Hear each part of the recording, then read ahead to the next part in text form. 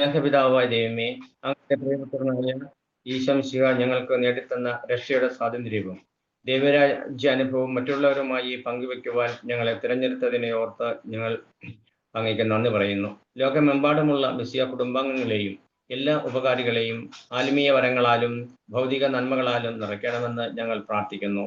മിശിഹ team നയിക്കുന്ന വിവിധ കോഴ്സുകളെയും ജീവകാരുണ്യ പ്രവർത്തനങ്ങളെയും അവിടുന്ന് ആശീർവദിക്കണമേ.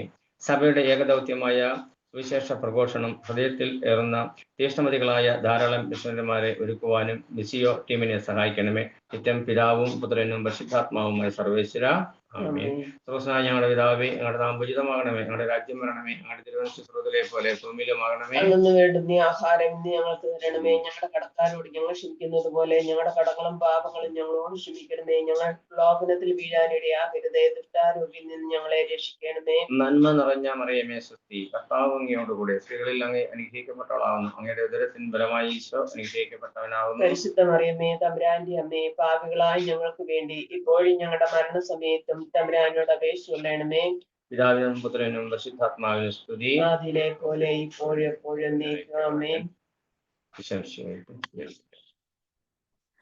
ആരെനിക്കായി പോകുമെന്നൊരു ധ്വനി എൻ ഹൃത്തിൽ മുഴങ്ങി, ആരിൻ മൊഴിയായി തീരുമെന്നൊരു മൃദുല സ്വരം ഞാൻ കേട്ടു. ഞാൻ പോകാം നാഥ, ഞാൻ പോകാം, ലോകമെങ്ങും നിൻ സുവിശേഷം പങ്കുവച്ചിടുവാൻ. ലോകമെങ്ങും പോയിടാനായി ക്രിസ്തു നമ്മെ വിളിക്കുന്നു. സുവിശേഷമായി തീരാൻ അവനിൻ ഹൃത്തിൽ മന്ത്രണമേകുന്നു, എൻ ഹൃത്തിൽ മന്ത്രണമേകുന്നു. സുവിശേഷമേകാൻ സാക്ഷ്യമാകാൻ ഭാരത മണ്ണിലിറങ്ങിടാൻ. അക്രമവും ശത്രുതയും ദൂരെയകറ്റും സുവിശേഷം, സ്നേഹത്തിൻ വിരളത നീക്കി ദാഹമകറ്റും സുവിശേഷം. സർവജനത്തിനുമേകാനായി ഞാൻ പോകാം നാഥ, ലോകമെങ്ങും നിൻ സുവിശേഷം പങ്കുവച്ചിടുവാൻ. നീതിക്കായി വിശന്നിടാൻ, നീതിയോടെങ്ങും ഘോഷിക്കാൻ, ഹൃദയവിശുദ്ധിയിൽ ജീവിക്കാൻ, കരുണയോടെന്നും സ്നേഹിക്കാൻ.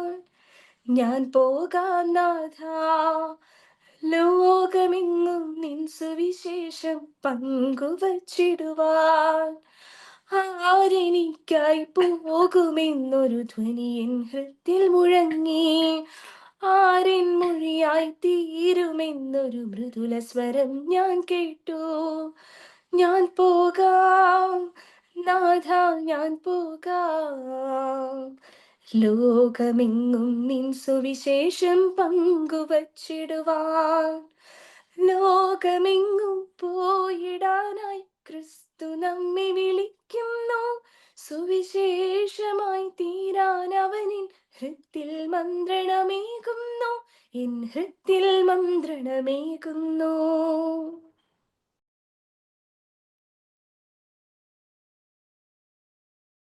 വിശുദ്ധ പൗലോസ്ലീഹ കൊറിന്തോസുകാർക്ക് എഴുതിയ 1-ാം ലേഖനം 9-ാം അധ്യായം 16 മുതൽ 19 വരെയുള്ള വാക്യങ്ങൾ. ഞാൻ സുവിശേഷം പ്രസംഗിക്കുന്നെങ്കിൽ അതിലെനിക്ക് അഹംഭാവത്തിന് വകയില്ല, അതെന്റെ കടമയാണ്. ഞാൻ സുവിശേഷം പ്രസംഗിക്കുന്നില്ലെങ്കിൽ എനിക്ക് ദുരിതം. ഞാൻ സ്വമനസ്സ ഇത് ചെയ്യുന്നെങ്കിൽ എനിക്ക് പ്രതിഫലമുണ്ട്. അങ്ങനെയല്ലെങ്കിൽ മറ്റാരുടെയോ നിയോഗമനുസരിച്ചാണ് ചെയ്യുന്നത്. അപ്പോൾ എന്താണ് എൻ്റെ പ്രതിഫലം? സുവിശേഷം നൽകുന്ന അവകാശം പൂർണ്ണമായി ഉപയോഗിക്കാതെ പ്രതിഫലമെന്നിയെ സുവിശേഷം പ്രസംഗിക്കുന്നതിനുള്ള സംതൃപ്തി മാത്രം. ഞാൻ എല്ലാവരിലും നിന്ന് സ്വതന്ത്രനാണെങ്കിലും വളരെ പേരെ നേടേണ്ടതിന് ഞാൻ എല്ലാവരുടെയും ദാസനായി തീർന്നിരിക്കുന്നു. നമ്മുടെ കർത്താവായ മിശിഹായ്ക്ക് സ്തുതി.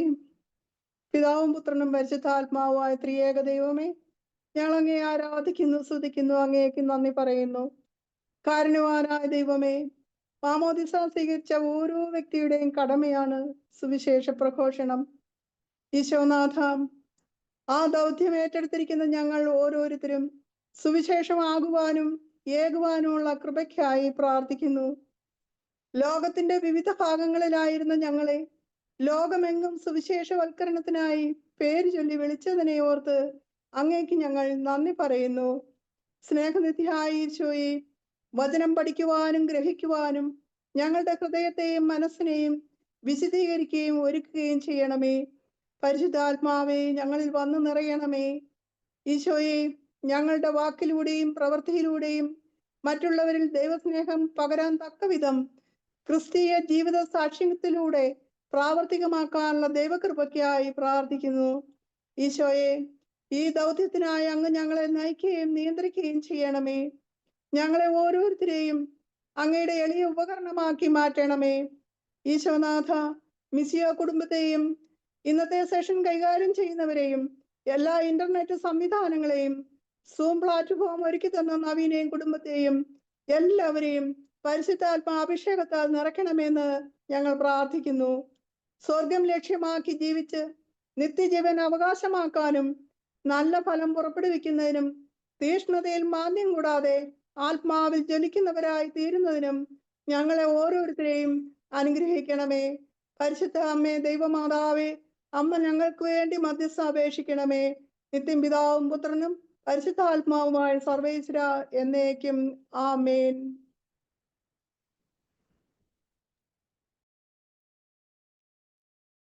ഈശോ മിശിഹായ്ക്ക് സ്തുതിയായിരിക്കട്ടെ.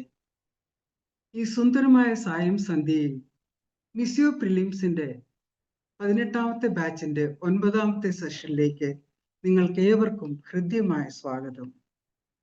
കഴിഞ്ഞ സെഷൻസിൽ നമ്മൾ ദൈവസ്നേഹം മുതൽ കൂട്ടായ്മ വരെയുള്ള നിത്യസത്യങ്ങളെ പറ്റി മനസ്സിലാക്കുവാനും പഠിക്കുവാനും ധ്യാനിക്കുവാനും സാധിച്ചു. ഇന്നിപ്പോൾ നമ്മൾ എത്തി നിൽക്കുന്നത് വചന പ്രഘോഷണം അല്ലെങ്കിൽ ഇവാഞ്ചലൈസേഷൻ എന്ന നിത്യസത്യത്തിലാണ്. ഇന്നത്തെ സെഷനിലൂടെ വചന പ്രഘോഷണത്തിലൂടെയും പ്രൊക്ലമേഷനിലൂടെയും സ്ലൈഡ് പ്രസന്റേഷനിലൂടെയും ഈ നിത്യസത്യത്തെ പറ്റിയുള്ള കൂടുതൽ ഡീറ്റെയിൽസ് മനസ്സിലാക്കുവാനും പഠിക്കുവാനുമുള്ള പ്രചോദനം പരിശുദ്ധാത്മാവ് നമ്മൾ ഏവരിലേക്കും ചൊരിയട്ടെ എന്ന പ്രാർത്ഥനയോടെ ഇന്നത്തെ സെഷൻ നമുക്ക് ആരംഭിക്കാം. ശ്രുതിമധുരമായ ഒരു ഗാനം ശ്രവിച്ചുകൊണ്ട് ഇന്നത്തെ ഈ സെഷൻ തുടങ്ങുന്നതിന് നമ്മളെ സഹായിച്ച ടോമിച്ചനും ടീമിനും നന്ദി അറിയിച്ചുകൊള്ളുന്നു. പരിശുദ്ധ അമ്മയുടെ ചാരെ അണഞ്ഞ് അമ്മയുടെ സ്നേഹം നുകർന്ന് ജപമാല ചൊല്ലി പ്രാർത്ഥിക്കുവാൻ നമ്മളെ സഹായിച്ച ദേവസ്യ സാറിനും കുടുംബത്തിനും നന്ദി. പ്രാരംഭഗാനം അതിമനോഹരമായി ആലപിച്ച ജോബിക്ക് സ്നേഹപൂർവ്വം നന്ദി അറിയിച്ചുകൊള്ളുന്നു. വചനം വായിക്കുകയും പ്രാർത്ഥിക്കുകയും നമ്മളെ ഏവരെയും ആ ദിവ്യ ചൈതന്യത്തിലേക്ക് നയിച്ച ജെസി തോമസ് ചേച്ചിക്ക് ഒത്തിരി നന്ദി. മിസിയോ പ്രിലിംസിന്റെ പേട്രനും ഷിക്കാഗോ രൂപയുടെ അധ്യക്ഷനുമായ ഹിസ് ഗ്രേസ് മാർ ജോയ് ആലപ്പാട്ട് പിതാവിനെ എല്ലാവരുടെയും പേരിൽ സ്നേഹാദരങ്ങളോടെ ഈ മീറ്റിംഗിലേക്ക് സ്വാഗതം ചെയ്യുന്നു. ഹാർട്ടി വെൽക്കം പിതാവേ. അനുഗ്രഹ പ്രാർത്ഥനയ്ക്കും ഫൈനൽ ബ്ലെസ്സിങ്ങിനുമായി ഇന്ന് നമ്മളോടൊപ്പം ഉള്ളത് Reverend father Martin Vilakkunnel CMF. അച്ഛനെ സ്നേഹപൂർവ്വം ഈ മീറ്റിംഗിലേക്ക് സ്വാഗതം ചെയ്യുന്നു. നമ്മുടെ എല്ലാം പ്രിയപ്പെട്ട ആലീസ് കുട്ടി ചേച്ചിയെ ഒത്തിരി സ്നേഹത്തോടെ സ്വാഗതം ചെയ്തുകൊള്ളുന്നു. ടോമിച്ചൻ, എല്ലാ resource persons, coordinators, mentors, members, ഇന്നത്തെ ഈ പ്രോഗ്രാമിൽ പാർട്ടിസിപ്പേറ്റ് ചെയ്യുന്ന എല്ലാവരെയും ഒത്തിരി സ്നേഹത്തോടെ സ്വാഗതം ചെയ്തുകൊള്ളുന്നു. വിശുദ്ധ മർക്കോസിന്റെ സുവിശേഷം 16:15 നാം ഇപ്രകാരം വായിക്കുന്നു: നിങ്ങൾ ലോകമെങ്ങും പോയി എല്ലാ സൃഷ്ടികളോടും സുവിശേഷം പ്രസംഗിക്കുവിൻ. വചനപ്രഘോഷണം മാമോദീസ സ്വീകരിച്ച നാം എല്ലാവരുടെയും കടമയാണ്, കർത്തവ്യമാണ്. ലോകത്തിന്റെ അതിർത്തികൾ വരെ പോയി വചനം പ്രഘോഷിക്കുക എന്നത് ഒരു ദൗത്യമായി നാം ഏറ്റെടുക്കണം.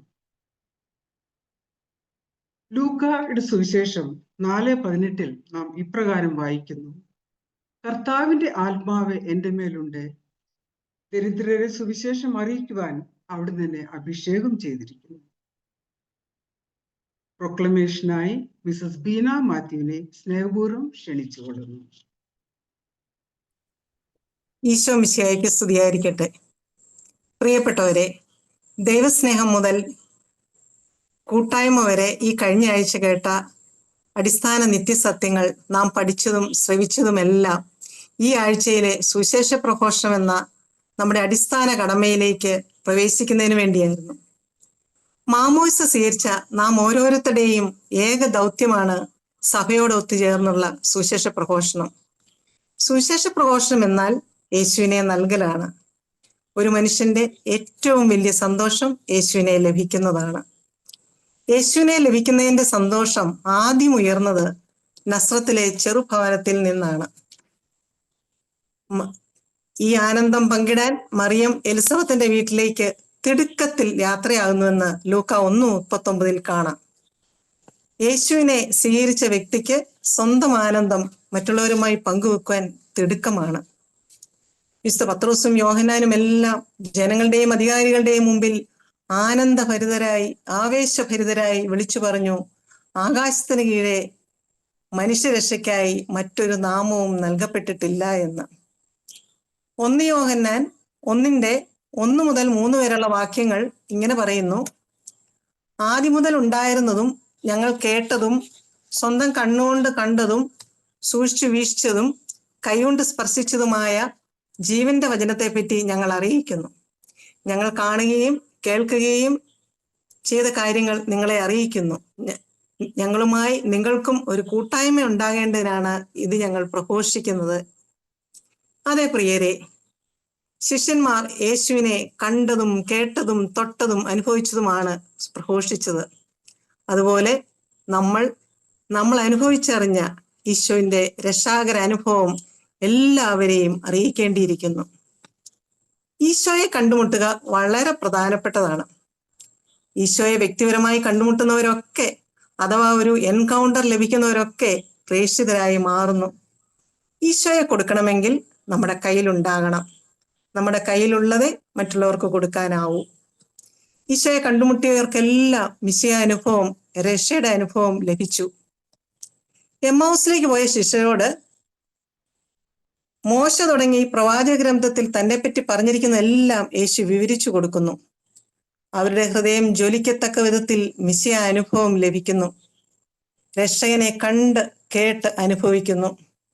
സ്നാപക യോഹന്നാൻ യേശു നടന്നു വരുന്നത് കണ്ട്, ഇതാ ലോകത്തിന്റെ പാപങ്ങൾ നീക്കുന്ന ദൈവത്തിന്റെ കുഞ്ഞാട് എന്ന് പറഞ്ഞു കേട്ട മാത്രയിൽ തന്നെ അവനെ അനുഗമിച്ച അന്ത്രയോസ് തന്റെ സഹോദരൻ ശെമയോനോട് പറയുന്നു, ഞങ്ങൾ മിശിഹ ക്രിസ്തുവിനെ കണ്ടു എന്ന് അനുഭവിച്ചു പറയുന്നു. അതുപോലെ പീലിപ്പോസ് നഥാനയേലിനോടും നസത്തിൽ നിന്നുള്ള യേശുവിനെ ഞങ്ങൾ കണ്ടു എന്ന് പറയുന്നു. അപ്പോസ്തല പ്രവർത്തനം 4:20 പറയുന്നു, എന്തെന്നാൽ ഞങ്ങൾ കാണുകയും കേൾക്കുകയും ചെയ്ത കാര്യങ്ങളെക്കുറിച്ച് ഞങ്ങൾക്ക് സംസാരിക്കാതിരിക്കാൻ സാധ്യമല്ല. നോക്കൂ, എത്ര തീഷ്ണതയാണ് അവന്റെ സ്നേഹം അനുഭവിച്ചറിഞ്ഞ ശിഷ്യരുടെ ഈ വാക്കുകളിൽ. അതുപോലെ ഈശോയെ കണ്ടുമുട്ടിയ സമരിയാക്കാരി സ്ത്രീ താൻ അനുഭവിച്ചറിഞ്ഞ മിശിഹാ അനുഭവം, രക്ഷയുടെ അനുഭവം പട്ടണത്തിൽ പോയി മറ്റുള്ളവരുമായി പങ്കുവെക്കുന്നു. അവസാനം അവർ ആ സ്ത്രീയോട് പറയുന്നു, ഇനിമേൽ ഞങ്ങൾ വിശ്വസിക്കുന്നതും നിന്റെ വാക്കുമൂലമല്ല, കാരണം ഞങ്ങൾ തന്നെ നേരിട്ട് ശ്രവിക്കുകയും ഇവനാണ് യഥാർത്ഥത്തിൽ ലോകരക്ഷകൻ എന്ന് മനസ്സിലാക്കുകയും ചെയ്തിരിക്കുന്നു. ഈ രക്ഷാകര അനുഭവത്തിന്റെ ആനന്ദം അതിന്റെ പൂർണ്ണതയിലെത്താൻ യേശു ശിഷ്യരോട് പറയുന്നു, മർക്കോസ് 16:15, നിങ്ങൾ ലോകമെങ്ങും പോയി സകല സൃഷ്ടികളോടും സുവിശേഷം പ്രസംഗിക്കുവിനെന്ന്. യേശു ക്രിസ്തു അപ്പോസ്തലന്മാർക്ക് നൽകിയ ദൗത്യമാണിത്.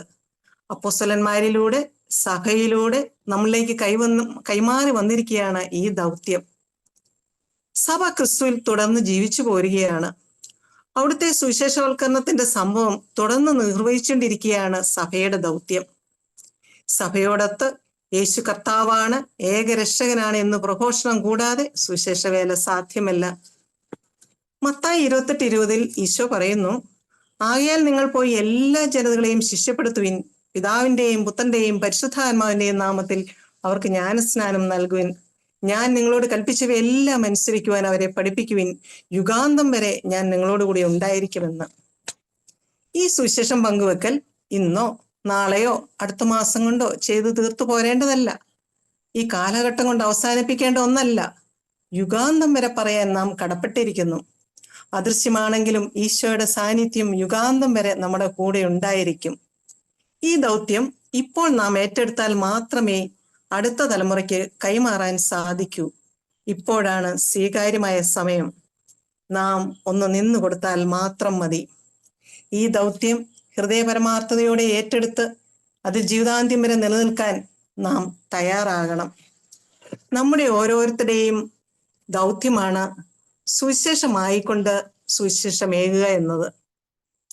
പ്രിയപ്പെട്ടവരെ, നമ്മളെ കാണുന്നവർ ഈശോയെ കാണണം. എൻ്റെ ജീവിതം ഈശോയിലുള്ള ജീവിതമാകണം. അതായത് നാം ഇവാഞ്ചലിസ്റ്റ് ക്രിസ്ത്യൻ ആകണം. ഇവാഞ്ചലിസ്റ്റ് ആകാതെ ഇവാഞ്ചലൈസ് ചെയ്യാൻ സാധിക്കില്ല. B Jesus, leave Jesus and proclaim Jesus. അതെ, സ്വയം സുവിശേഷവൽക്കരിക്കാതെ എനിക്കും നിങ്ങൾക്കും മറ്റുള്ളവരെ സുവിശേഷവൽക്കരിക്കാൻ സാധ്യമല്ല. ലിയോ 14 മാർപ്പാപ്പ തന്റെ പ്രവർത്തനങ്ങൾ ആരംഭിച്ചത് തന്നെ എല്ലാവരും മിഷണറി ആകുക എന്ന ആഹ്വാനത്തോടെയാണ്. കഴിഞ്ഞ ദിവസം ഒരഭിമുഖത്തിൽ പാപ്പ വീണ്ടും ആവർത്തിച്ചു, ആഗോള കത്തോലിക്ക സഭയുടെ പരമാധ്യക്ഷൻ എന്ന നിലയിൽ ആഗോള പ്രതിസന്ധികൾ അഥവാ ലോകത്തിന്റെ പ്രശ്നങ്ങൾ പരിഹരിക്കുക എന്നത് എൻ്റെ കർത്തവ്യമല്ല. പ്രസംഗിക്കേണ്ടതും ഉച്ചത്തിൽ സംസാരിക്കേണ്ടതും സുവിശേഷത്തിന്റെ സന്ദേശമാണെന്ന്. 1 കൊരിന്തോസ് 9:16 പൗലോസ്ലീഹ പറയുന്നു, സുവിശേഷം പ്രസംഗിക്കുന്നില്ലെങ്കിൽ എനിക്ക് ദുരിതമെന്ന്. ഞാനും നിങ്ങളും സുവിശേഷം പ്രസംഗിക്കാതിരുന്നാൽ നമ്മുടെ ചുറ്റുപാടുമുള്ള നാശത്തിനും ദുരിതത്തിനും കാരണക്കാരാവുകയാണ്. നമ്മുടെ ഇടവക, കുടുംബം, അയൽവക്കങ്ങൾ, ഇവിടെയൊക്കെ ദൈവസ്നേഹം അനുഭവിച്ചറിയാൻ പറ്റാത്ത വിധം ദുരിതത്തിലായവരെ നമുക്ക് കാണാൻ സാധിക്കുന്നില്ലേ? ഇനിയും സുവിശേഷം പ്രസംഗിക്കുകയാണെങ്കിലും അതെനിക്ക് അഹംഭാവത്തിന് വകയില്ല, അതെന്റെ കടമയാണെന്നാണ് അപ്പോസ്തലൻ കൂട്ടിച്ചേർക്കുന്നത്. യോനായെ പോലെ നമ്മുടെ നിലവിയായ ജോലിസ്ഥലമായിരിക്കാം, അയൽപക്കങ്ങളായിരിക്കാം, നമ്മൾ വസിക്കുന്ന പട്ടണങ്ങളായിരിക്കാം, ഈശോയെ അറിയാത്ത ഇടങ്ങളായിരിക്കാം, ഇവിടെ ഒന്നും പോകാതെ താർസിസിലേക്ക്, നമ്മുടെ വീട്ടിലെ ഉത്തരവാദിത്തങ്ങൾ, നമ്മുടെ ജോലി, നമ്മൾ കംഫർട്ടബിൾ ആയ ഇടങ്ങൾ മാത്രം ഇരുന്ന് യേശുവിനെ കൊടുക്കാതെ നാം മയങ്ങി ഉറങ്ങി കിടക്കുകയാണോ? നിനവയിലേക്ക് പോകാതെ താർസിസിലേക്കുള്ള ഈ ഒളിച്ചോട്ടം നമ്മുടെ ഈ സുവിശേഷ പ്രഘോഷണ കടമയിൽ നിന്ന് നമ്മെ ബഹുദൂരം പിന്നിലാക്കിയിട്ടുണ്ടെന്ന് നാം അറിയണം. പരിശുദ്ധാത്മാവാണ് സുവിശേഷ പ്രഘോഷണത്തിന്റെ നായകൻ അല്ലെങ്കിൽ മുഖ്യ പ്രവർത്തകനെന്ന് ജോൺ പോൾ പാപ്പായുടെ റിഡംറ്റോറിയസ് മിസിയോ, രക്ഷകന്റെ മിഷൻ ഖണ്ഡിക 21 പറയുന്നു. അപ്പോസ്തല പ്രവർത്തനം 1:8 പരിശുദ്ധാത്മാവ് വരുമ്പോൾ നിങ്ങൾ ശക്തി പ്രാപിക്കും, ജെറുസലേമിലും യൂദയായിലും ഭൂമിയുടെ അതിർത്തികൾ വരെയും നിങ്ങൾ എനിക്ക് സാക്ഷികളായിരിക്കുകയും ചെയ്യും. അതെ പ്രിയപ്പെട്ടവരെ, പരിശുദ്ധാത്മാവ് നമ്മുടെ ഉള്ളിൽ വസിക്കുന്നു. ആ പരിശുദ്ധാത്മ ശക്തി കൊണ്ട് ജെറുസലേമാകുന്ന നമ്മുടെ കുടുംബത്തിലും യൂദയാകുന്ന ബന്ധുജനങ്ങളിലേക്കും അതുപോലെ വിജാതിയരിലേക്ക്, സമരിയയിലേക്ക്, അതെ ഭൂമിയുടെ അതിർത്തികൾ വരെയും നമുക്ക് സാക്ഷികളായിരിക്കാം. സുവിശേഷം പ്രസംഗിക്കുന്നത് കേവലം വൈദികരുടെയോ സിസ്റ്റേഴ്സിന്റെയോ മതാധ്യാപകരുടെയോ കടമയായി ഒതുക്കി നിർത്തേണ്ടതല്ല, നമ്മുടെ ഓരോരുത്തരുടെയും വ്യക്തിപരമായ കടമയായി ഏറ്റെടുക്കണം. അനുദിനം നാം കണ്ടുമുട്ടുന്ന വ്യക്തികളുമായി യേശുവിലൂടെയുള്ള രക്ഷ പങ്കുവെക്കുവാൻ സാധിക്കണം. വീണ്ടും അനുദിനം ലഭിക്കുന്ന സാഹചര്യങ്ങളെ വചനം കൊടുക്കുവാൻ ഉപയോഗിക്കാം. ഫിലിപ്പോസ് എത്യോപ്യക്കാരൻ ഷണ്ടന്റെ രഥത്തിന്റെ പിന്നാലെ ഓടി യേശുവിനെ കുറിച്ച് പ്രസംഗിച്ചു. യാത്രയുടെ അവസരമാണ് വചനം പറയുവാൻ ഫിലിപ്പോസ് ഉപയോഗിച്ചത്. സിറിയ രാജാവിന്റെ സൈനാധിപനായിരുന്ന നാമാൻ കുഷ്ഠരോഗിയായിരുന്നു. അയാളുടെ വീട്ടിൽ ജോലി ചെയ്തിരുന്ന ഇസ്രായേൽക്കാരി പെൺകുട്ടി തന്റെ യജമാനോട് പറഞ്ഞു, സമരിയയിൽ ചെന്ന് ഏലീശായെ കണ്ടാൽ രോഗം മാറുമെന്ന്. അവരുടെ വാക്ക് കേട്ട് നാമാൻ ഏലീശായുടെ അടുത്ത് ചെന്ന് സൗഖ്യം നേടി. അങ്ങനെ സത്യദൈവത്തിന്റെ ശക്തി നാമാൻ അറിയാനിടയായി. നോക്കൂ, ഒരു സാധാരണ ജോലിക്കാരി പെൺകുട്ടി അങ്ങനെ പ്രേക്ഷിതയായി മാറി. കർത്താവിന്റെ ആത്മാവ് പാവപ്പെട്ടവരായിരുന്ന മുക്കുവരെ കൊണ്ട് ലോകത്തിൽ സുവിശേഷം അറിയിച്ചു. അതിലൂടെ ദൈവം വെളിപ്പെടുത്തുകയായിരുന്നു, സകല മനുഷ്യർക്കും, വിദ്യാഹീനർക്കും, പാവപ്പെട്ടവർക്കും, പാർശ്വവത്കരിക്കപ്പെട്ടവർക്കും എല്ലാവർക്കും ദൈവത്തിന്റെ വചനം പറയുവാൻ സാധിക്കും.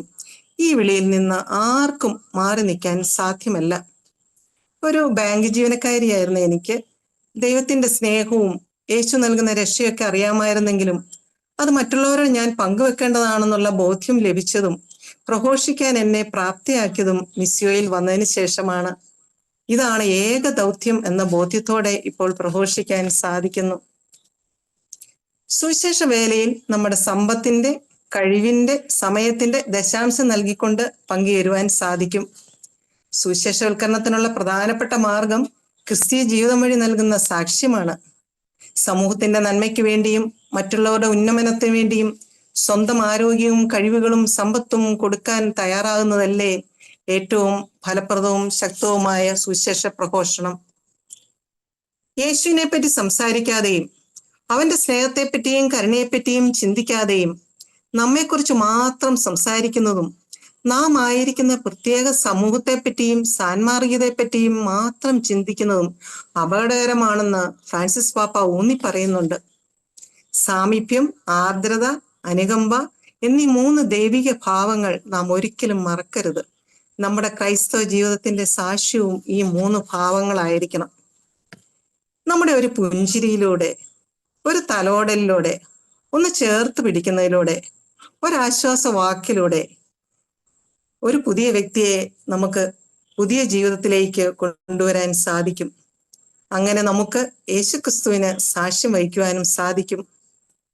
പ്രിയമുള്ളവരെ, എല്ലാ സാധ്യതകളും ഉപയോഗിച്ചുകൊണ്ട് സുവിശേഷ വേല നാം ചെയ്യേണ്ടിയിരിക്കുന്നു. കൊച്ചുദസ്യായെ പോലെ മധ്യസ്ഥ പ്രാർത്ഥനയിലൂടെയും മറ്റുള്ളവരെ യേശുവിന്റെ രക്ഷയിലേക്ക് നയിക്കാം. സുവിശേഷത്തിന്റെ വാഗ്രൂപേണയുള്ള പ്രഘോഷണത്തിന്റെ പ്രാധാന്യത്തെപ്പറ്റി പൗലോസ്ലീഹ പറയുന്നത് ഇങ്ങനെ: ഒരിക്കലും കേട്ടിട്ടില്ലാത്തവനിൽ എങ്ങനെ വിശ്വസിക്കും? പ്രസംഗകനില്ലാതെ എങ്ങനെ കേൾക്കും? ആകയാൽ വിശ്വാസം കേൾവിയിൽ നിന്നും, കേൾവി ക്രിസ്തുവിനെ കുറിച്ചുള്ള പ്രസംഗത്തിൽ നിന്നുമാണ്. നാം ശ്രവിക്കുന്ന ദൈവവചനമാണ് നമ്മളെ വിശ്വാസത്തിലേക്ക് നയിക്കുന്നത്. യോഹന്നാൻ 20:21 ഇങ്ങനെ പറയുന്നു: പിതാവ് എന്നെ അയച്ചതുപോലെ ഞാനും നിങ്ങളെ അയക്കുന്നു. ലോകം മുഴുവൻ സുവിശേഷം എത്തിക്കാനാണ് യേശു അയക്കപ്പെട്ടത്. പിതാവായ ദൈവം എങ്ങനെയാണോ ഈശോയെ ഭൂമിയിലേക്ക് അയച്ചത്, അതുപോലെ യേശു നമ്മളെയും അയക്കുന്നു. അത് നമ്മളിൽ നിന്ന് എല്ലാവരിൽ നിന്നും യേശു പ്രതീക്ഷിക്കുന്നു. യേശുവിന്റെ അയക്കപ്പെടലാണ് ശിഷ്യരുടെ അയക്കപ്പെടലിന്റെ മാതൃകയും ഉറവിടവും. യേശുവാണ് ആദ്യ പ്രേക്ഷിതനും പൂർണ്ണ പ്രേക്ഷിതനും. യേശയ്യ 6:8 കർത്താവ് അരുളി ചെയ്യുന്നു: ആരെയാണ് ഞാൻ അയക്കുക? ആരാണ് നമുക്ക് വേണ്ടി പോവുക? യേശയ്യ പ്രവാചകൻ മറുപടി പറയുന്നു: എന്നെ അയച്ചാലും. നമുക്കും ഇതിനോട് പ്രത്യുത്തരിക്കാം: കർത്താവേ, ഇതാ ഞാൻ എന്ന് പറഞ്ഞുകൊണ്ട് നമ്മെ തന്നെ സമർപ്പിക്കാം. അതേ പ്രിയരെ, നമുക്ക് നമ്മെ തന്നെ ദൈവം ആഗ്രഹിക്കുന്ന പോലെ വിട്ടുകൊടുത്തുകൊണ്ട് നമ്മെ ഏൽപ്പിച്ചിരിക്കുന്ന ഈ സുവിശേഷ പ്രഘോഷണ ദൗത്യം ഈശോയുടെ മാതൃക ഏറ്റെടുത്തുകൊണ്ട് പരിശുദ്ധാത്മാവിനാൽ ശക്തിപ്പെടുത്തുകൊണ്ട് പ്രാവർത്തികമാക്കാം. ആമേൻ.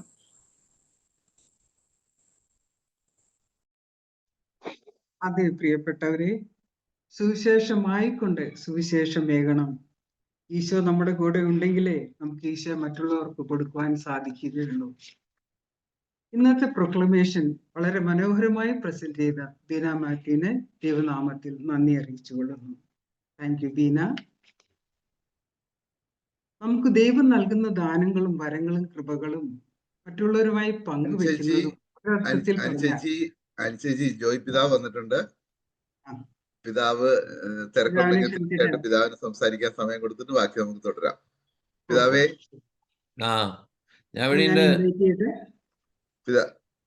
പിതാവിന് പോകാൻ ധൃതിയുണ്ടോ? എനിക്ക് ധൃതിയുണ്ട്. Okay okay okay, please. അപ്പം എന്നാലും ഞാൻ നിങ്ങളെ കണ്ടിട്ടേ പോകുള്ളൂ എന്ന് ഞാൻ തീരുമാനിച്ചിട്ടുണ്ടായി. ഞാൻ ഇൻവൈറ്റ് ചെയ്യാം. അടുത്തതായി വിസ്യോ പ്രിലിംസിന്റെ പേട്രനും ഷിക്കാഗോ രൂപതയുടെ അധ്യക്ഷനുമായ മാർ ജോയ് ആലപ്പാട്ട് പിതാവിനെ ഇന്നത്തെ മെസ്സേജിനായി സ്നേഹാദരങ്ങളോടെ സ്വാഗതം ചെയ്തുകൊള്ളുന്നു. ഈശോ മിശിഹായ്ക്ക് സ്തുതിയായിരിക്കട്ടെ. നിങ്ങൾക്ക് എല്ലാവർക്കും സുഖമാണെന്ന് വിശ്വസിക്കുന്നു. ഞാൻ കുറച്ച് നാളത്തെ ഇടവേളയ്ക്ക് ശേഷമാണ് ഇപ്പോഴിത് നിങ്ങളുടെ കൂടെ ഇന്ന് വരാനായിട്ട് ഇടയായിട്ടുള്ളത്. ഈ ശനിയാഴ്ചകൾ ഇവിടെ രാവിലെയാണ്. അപ്പോൾ ഈ രാവിലെ ഞങ്ങൾക്ക് ഒത്തിരി തിരക്ക് വരുന്ന ദിവസങ്ങളായതുകൊണ്ടാണ്, പലപ്പോഴും യാത്രയിലായിരിക്കും. അതുകൊണ്ട് എനിക്ക് നിങ്ങളുടെ കൂടെ ചേരാനായിട്ട് പലപ്പോഴും സാധിച്ചിട്ടില്ല. പക്ഷേ ഞാൻ നിങ്ങളോടൊപ്പമുണ്ട്. നിങ്ങൾക്ക് വേണ്ടി പ്രാർത്ഥിക്കുന്നുണ്ട്. നിങ്ങളുടെ പ്രാർത്ഥനകളിൽ എന്നെ കൂടി ഓർക്കണമെന്ന് ഞാൻ അഭ്യർത്ഥിക്കുകയാണ്. ഞാൻ ഇന്ന് കുറച്ച് അല്പസമയം മുമ്പ് സമാപിച്ച പ്രഭാഷണം, ബീന മാത്യു സഹോദരിയുടെ പ്രഭാഷണം ഞാൻ ശ്രദ്ധിക്കുകയായിരുന്നു. എന്ത് മനോഹരമായിട്ടാണ് ആ സഹോദരി ഈ പ്രേക്ഷിത പ്രവർത്തനത്തെക്കുറിച്ചും നമ്മളിൽ ഭരമേൽപ്പിക്കപ്പെട്ടിരിക്കുന്ന ഒരു വലിയ ഉത്തരവാദിത്വത്തെക്കുറിച്ച് നമ്മളെ ലളിതമായ ഭാഷയിൽ അവരുടെ ഹൃദയത്തിൽ നിന്ന് നമ്മോട് സംസാരിച്ചത്. അവര് ഒരു ബുദ്ധിയുടെ തലത്തിൽ നിന്നല്ല അവര് നമ്മളോട് സംസാരിച്ചത്. പിന്നെയോ തൻ്റെ സ്വന്തം അനുഭവങ്ങളുടെ വെളിച്ചത്തിലും തൻ്റെ കൺവിക്ഷൻ, നമുക്ക് ബോധ്യങ്ങളിൽ നിന്നാണ് ആ സഹോദരി നമ്മളോട് സംസാരിച്ചത്. ഇതുപോലെ നമുക്ക് എല്ലാവർക്കും സംസാരിക്കുവാൻ സാധിക്കും. അത് നമ്മൾ സംസാരം മാത്രമല്ല, നമ്മളെ പ്രചോദിപ്പിക്കുന്ന ആ ഒരു വാക്കുകൾ നമുക്ക് വലിയ ഒരു ശക്തിയാണ്. ഇത് തന്നെയാണ് നമ്മള് ലൂക്കായുടെ സുവിശേഷത്തില് കർത്താവ് ആ 2 ശിഷ്യന്മാരെ, എമ്മാവുസിലേക്ക് പോയ ശിഷ്യന്മാര് അവര് ഇങ്ങനെ പലതും സംസാരിച്ചുകൊണ്ട് നടന്നു. അവസാനം അവരുടെ കൂട്ടത്തില് മൂന്നാമത് ഒരാള് വന്ന് കൂടി. അതിനുശേഷം അവര് അപ്പം മുറിക്കുവാനായിട്ട് ഇരുന്ന അവസരത്തില് ഈ ദൈവവചനങ്ങളൊക്കെ പങ്കുവെച്ച് കൊടുത്തതായ അവസരത്തില് മോശ തുടങ്ങി എല്ലാ പ്രവാചകന്മാരിലൂടെ കടന്ന് യേശുക്രിസ്തുവിന്റെ ദൗത്യം എന്തായിരുന്നു, യേശുക്രിസ്തുവിന്റെ കടമ എന്തായിരുന്നു, യേശുക്രിസ്തു എന്താണ് ചെയ്തത് എന്നൊക്കെ അവരെ ബോധ്യപ്പെടുത്തി കഴിഞ്ഞപ്പോൾ അവർ പറയുന്ന ഒരു വാചകമുണ്ട്. Didn't our hearts were burning while he was talking. അവൻ നമ്മോട് സംസാരിച്ചു കൊണ്ടിരുന്നപ്പോൾ നമ്മുടെ ഹൃദയങ്ങൾ ജ്വലിക്കുകയായിരുന്നില്ലേ എന്ന് അവര് പറയണമെങ്കിൽ എന്തുമാത്രം ആ ദൈവവചനം അവരെ ആനന്ദ തുന്തിലരാക്കി എന്നുള്ളത് ആ വാക്കുകളിൽ നിന്ന് നമുക്ക് മനസ്സിലാക്കുവാനായിട്ട് സാധിക്കും. അപ്പൊ ആ ദൈവവചനം നമ്മളിൽ വരുമ്പോഴുണ്ടാകുന്ന ആ ഒരു വലിയ മാറ്റം, നമ്മൾക്ക് സംഭവിക്കുന്ന ഒരു വലിയ സന്തോഷത്തിന്റെ അനുഭവം, അത് വാസ്തവത്തില് ആ സഹോദരി പറഞ്ഞപ്പോഴ് നമ്മൾ ശ്രദ്ധാപൂർവം ശ്രദ്ധിച്ചിരുന്നുവെങ്കിൽ നിങ്ങൾക്ക് തീർച്ചയായും നിങ്ങളുടെ ഹൃദയങ്ങളും ആ ആ ശിഷ്യന്മാര് പറഞ്ഞതുപോലെ നമ്മുടെ ഹൃദയങ്ങൾ ജ്വലിക്കുകയായിരുന്നു. അക്ഷരാർത്ഥത്തില് എനിക്ക് അത് വലിയ ഒരു പ്രചോദനവും വലിയൊരു ശക്തിയുമായിട്ട് തോന്നുകയായിരുന്നു. ഒരു ഞാൻ ഇത്രയും നാള് പ്രസംഗിച്ചിട്ടുണ്ട്. ഞാനൊരു ബിഷപ്പാണ്, ഞാനും പ്രസംഗിക്കുന്നുണ്ട്. പക്ഷെ എന്നാലും അതുപോലെ ഒരു സഹോദരി, ഒരു അൽമായ സഹോദരി അത്രയും നന്നായിട്ട് പ്രസംഗിക്കുന്നത് കേൾക്കുമ്പോഴ് ഞങ്ങളൊക്കെ ഇനിയും എന്തുമാത്രം വളരേണ്ടിയിരിക്കുന്നു എന്ന് എനിക്ക് തോന്നുകയാണ്. ഞങ്ങളൊക്കെ ആ ഉന്നതങ്ങളിലേക്ക് ഇനിയും വളരെയധികം വളരേണ്ടിയിരിക്കുന്നു എന്നുള്ള ഒരു ബോധമാണ് എനിക്ക് ആ സഹോദരിയുടെ വാക്കുകളിൽ നിന്ന് കേട്ടപ്പോഴ് എനിക്ക് മനസ്സിലാക്കുവാനായിട്ട് എനിക്ക് സാധിച്ചത്. ആ സഹോദരിക്ക് എൻ്റെ പ്രത്യേകമായിട്ടുള്ള നന്ദിയും സ്നേഹവും ഞാൻ ഈ അവസരത്തിൽ അർപ്പിക്കുകയാണ്. നമ്മൾ ഈ ഒക്ടോബർ മാസം നമുക്കറിയാം, പ്രത്യേകിച്ചും നമ്മൾ അനുസ്മരിക്കുന്ന ഒരു പ്രത്യേക ദിവസമാണ് മിഷൻ സൺഡേ എന്നുള്ളത്. ലോക മിഷൻ സൺഡേയുടെ ആചരണം നാളെയാണ്, ഈ ഞായറാഴ്ചയാണ് ലോകത്തിലെ എല്ലായിടത്തും നമ്മൾ ആഘോഷിക്കുന്നത്. നമ്മളിൽ ഭരമേൽപ്പിക്കപ്പെട്ടിരിക്കുന്ന വലിയൊരു ഉത്തരവാദിത്തമാണ്, അല്ലെങ്കിൽ നമ്മൾ എന്തായിരിക്കണം എന്ന് തീരുമാനിക്കുന്നത് നമ്മളുടെ ഈ ദൈവവിളിയാണ്. അത് ആർക്കും അതിനകത്ത് ഒരു ഒഴിവ് കഴിവില്ല. അത് മുകളിൽ നിന്ന് തുടങ്ങി താഴെത്തട്ടിലുള്ള എല്ലാവരിലും നിക്ഷിപ്തമായിരിക്കുന്ന ഒരു കടമയാണ്. അപ്പോൾ ചിലര് പരമ്പരാഗതമായിട്ട് വിചാരിച്ചിരിക്കുന്നത് അത് അച്ഛന്മാരും കന്യാസ്ത്രീകളും ചെയ്യേണ്ടതായ ഒരു കാര്യമാണ് എന്നാണ് പലരും വിചാരിച്ചിരിക്കുന്നത്. എന്നാൽ അത് അങ്ങനെയല്ല. മാമോദിസ സ്വീകരിച്ചിരിക്കുന്ന എല്ലാവർക്കും തന്നെ ഭരമേൽപ്പിക്കപ്പെട്ടിരിക്കുന്ന ഒരു ഉത്തരവാദിത്തമാണ് ലോകത്തിന്റെ മുൻപിൽ നമ്മളൊരു സാക്ഷിയാവുക. അത് ഈ പ്രപഞ്ചത്തെ നമുക്ക് നോക്കുമ്പോഴ് വളരെയധികം പോരായ്മകളും വളരെയധികം കുറവുകളും ഇനിയും അവശേഷിക്കുന്ന ഈ ലോകത്തെ നന്നാക്കിയെടുക്കുവാനായിട്ട്, അതിനെ രക്ഷിക്കുവാനായിട്ട് കർത്താവ് വന്ന ആ കർത്താവിന്റെ ദൗത്യം ഇനിയും തുടർന്നുകൊണ്ട് പോകേണ്ടിയിരിക്കുന്നു. അത് പൂർത്തിയായിട്ടില്ല. ഇനിയും അത് തുടർന്നുകൊണ്ട് പോകേണ്ടത് എന്റെയും നിങ്ങളുടെയും കൈകളിലൂടെയും നമ്മുടെ ഓരോരുത്തരുടെയും ജീവിതങ്ങളിലൂടെയാണ് അത് സാധിക്കേണ്ടത്. അപ്പോ ഈ ലോകത്തിനെ കുറെ കൂടി പ്രകാശിതമാക്കുവാനായിട്ട്, അന്ധകാരത്തിൽ നിന്ന് മാറ്റിയെടുക്കുവാനായിട്ട്, അതിനെ ഉജ്ജ്വലിപ്പിക്കുവാനായിട്ട് നമ്മളുടെ കഴിവുകളും നമ്മുടെ ശക്തിയും നമ്മൾ അതിനു വേണ്ടിയിട്ട് വിനിയോഗിക്കുക എന്നുള്ളതാണ് അടിസ്ഥാനപരമായിട്ട് ഈ പ്രേക്ഷിത പ്രവർത്തനം എന്ന് പറയുന്നത്. ഈ പ്രേക്ഷിത പ്രവർത്തനത്തെക്കുറിച്ച് ഒരു ഒരു ചെറിയ വാക്കുകളിൽ പറഞ്ഞാല് എന്താണ് പ്രേക്ഷിത പ്രവർത്തനം എന്ന് പറയുന്നത്? ഞാൻ എവിടെയോ വായിച്ചത് ഞാൻ ഓർക്കുന്നത്, ഒരു യാചകൻ മറ്റൊരു യാചകനോട് പറയുകയാണ്, "the bread is available here."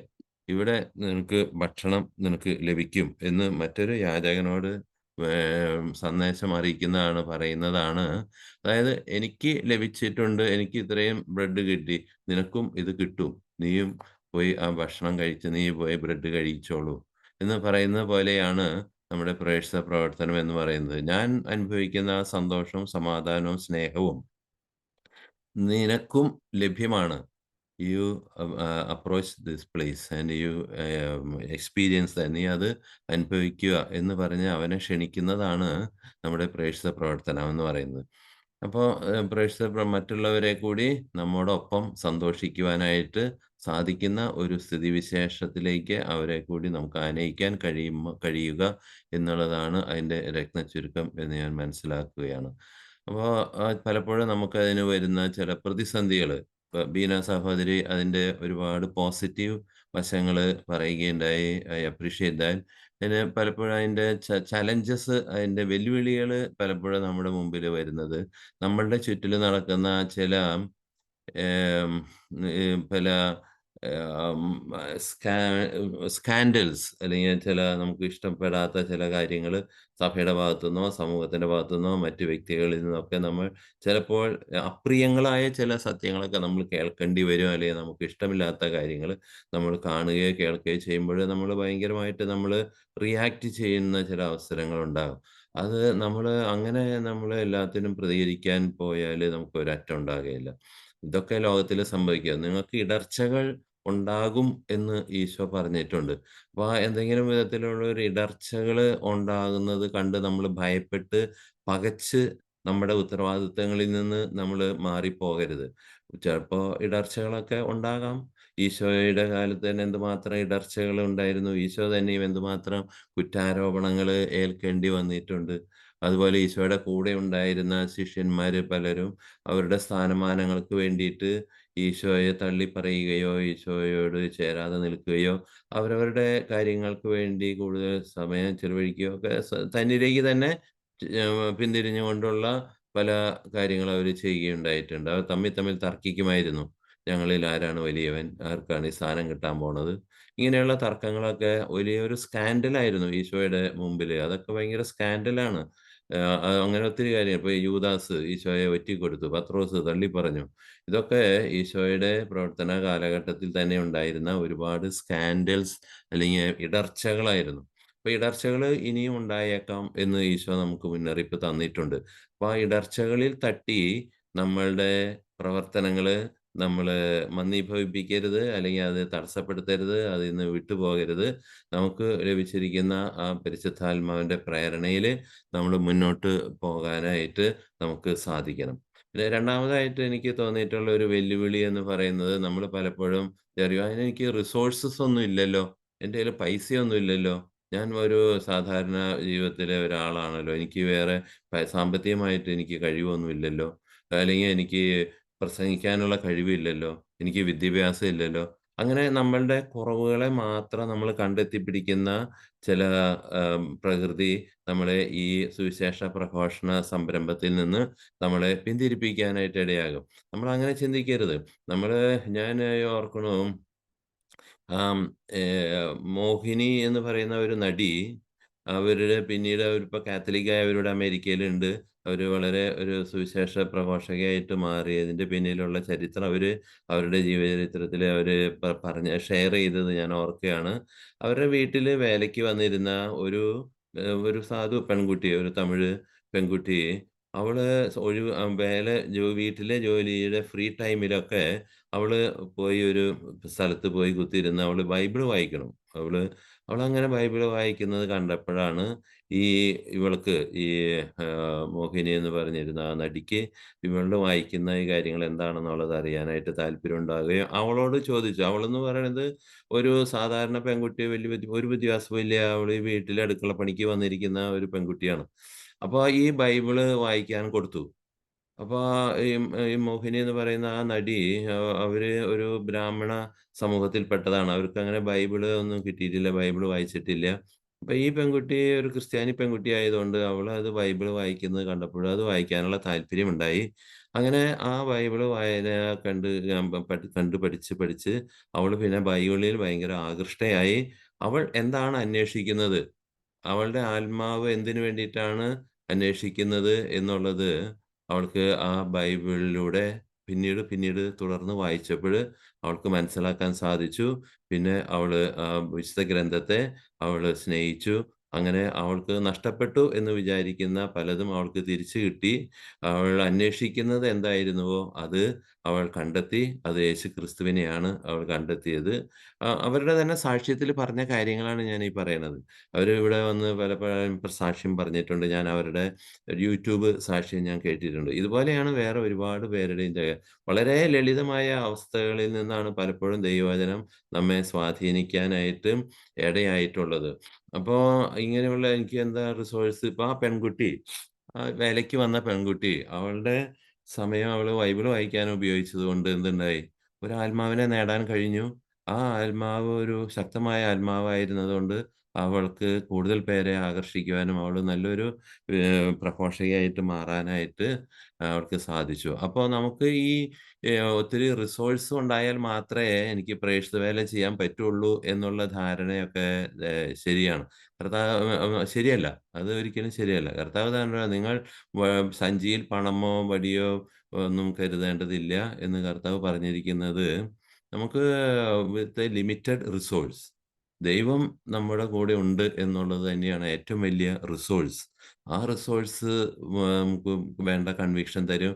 അതിലൂടെ തന്നെ നമുക്ക് ദൈവവചനം പ്രഘോഷിക്കുവാനും നമുക്ക് നല്ല പ്രേക്ഷിതരായിട്ട് മാറാൻ സാധിക്കും. അപ്പോൾ ദൈവം ആരെയൊക്കെയാണ് തിരഞ്ഞെടുക്കുക, എവിടെയൊക്കെയാണ് തിരഞ്ഞെടുക്കുക, അതിന് വലിയ രാജാക്കന്മാരാവണമെന്നില്ല, മെത്രാന്മാരാവണമെന്നില്ല, അച്ഛന്മാരാവണമെന്നില്ല.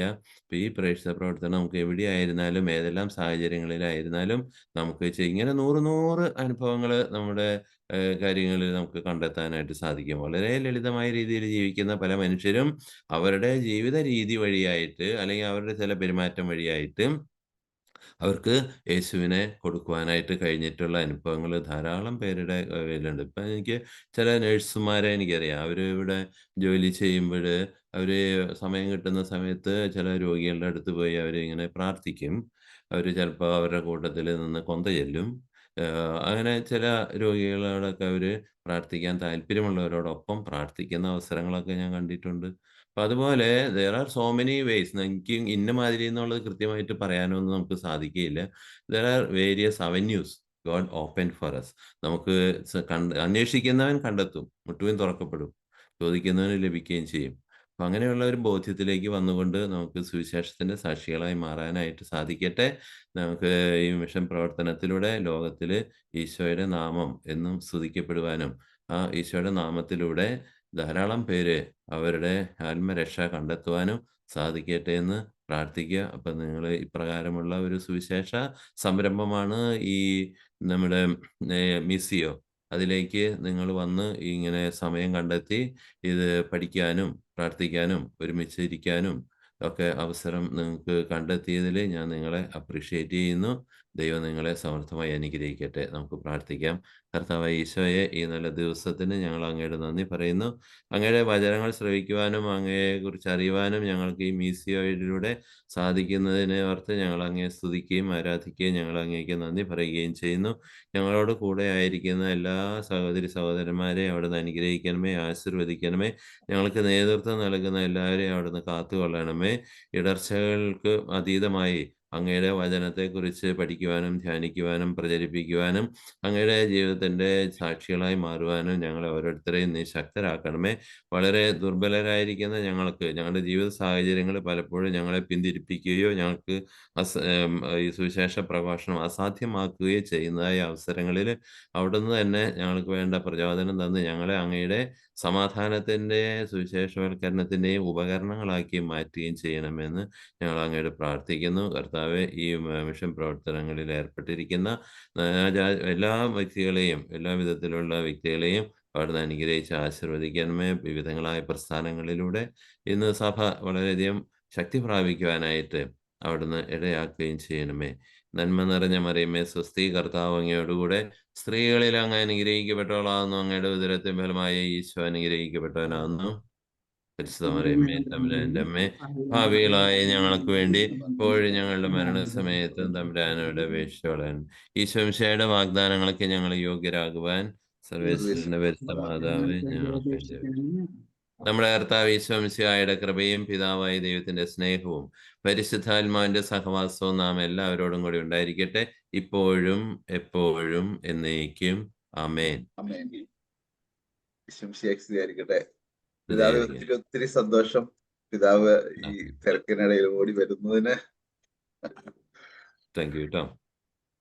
ഓക്കെ പിതാവ്. ഒരുപാട് തിരക്കിനിടയിൽ നമ്മുടെ ക്ഷണം സ്വീകരിച്ച് നമ്മോടൊപ്പമായിരുന്നു കൊണ്ട് വളരെ മനോഹരമായ ഒരു മെസ്സേജ് നൽകുകയും പ്രാർത്ഥിക്കുകയും നമ്മളെ അനുഗ്രഹിക്കുകയും ചെയ്ത പിതാവിനെ വിസിയോ പ്രിലിംസിന്റെ നന്ദിയുടെയും സ്നേഹത്തിന്റെയും പൂച്ചെണ്ടുകൾ. താങ്ക് യു പിതാവേ.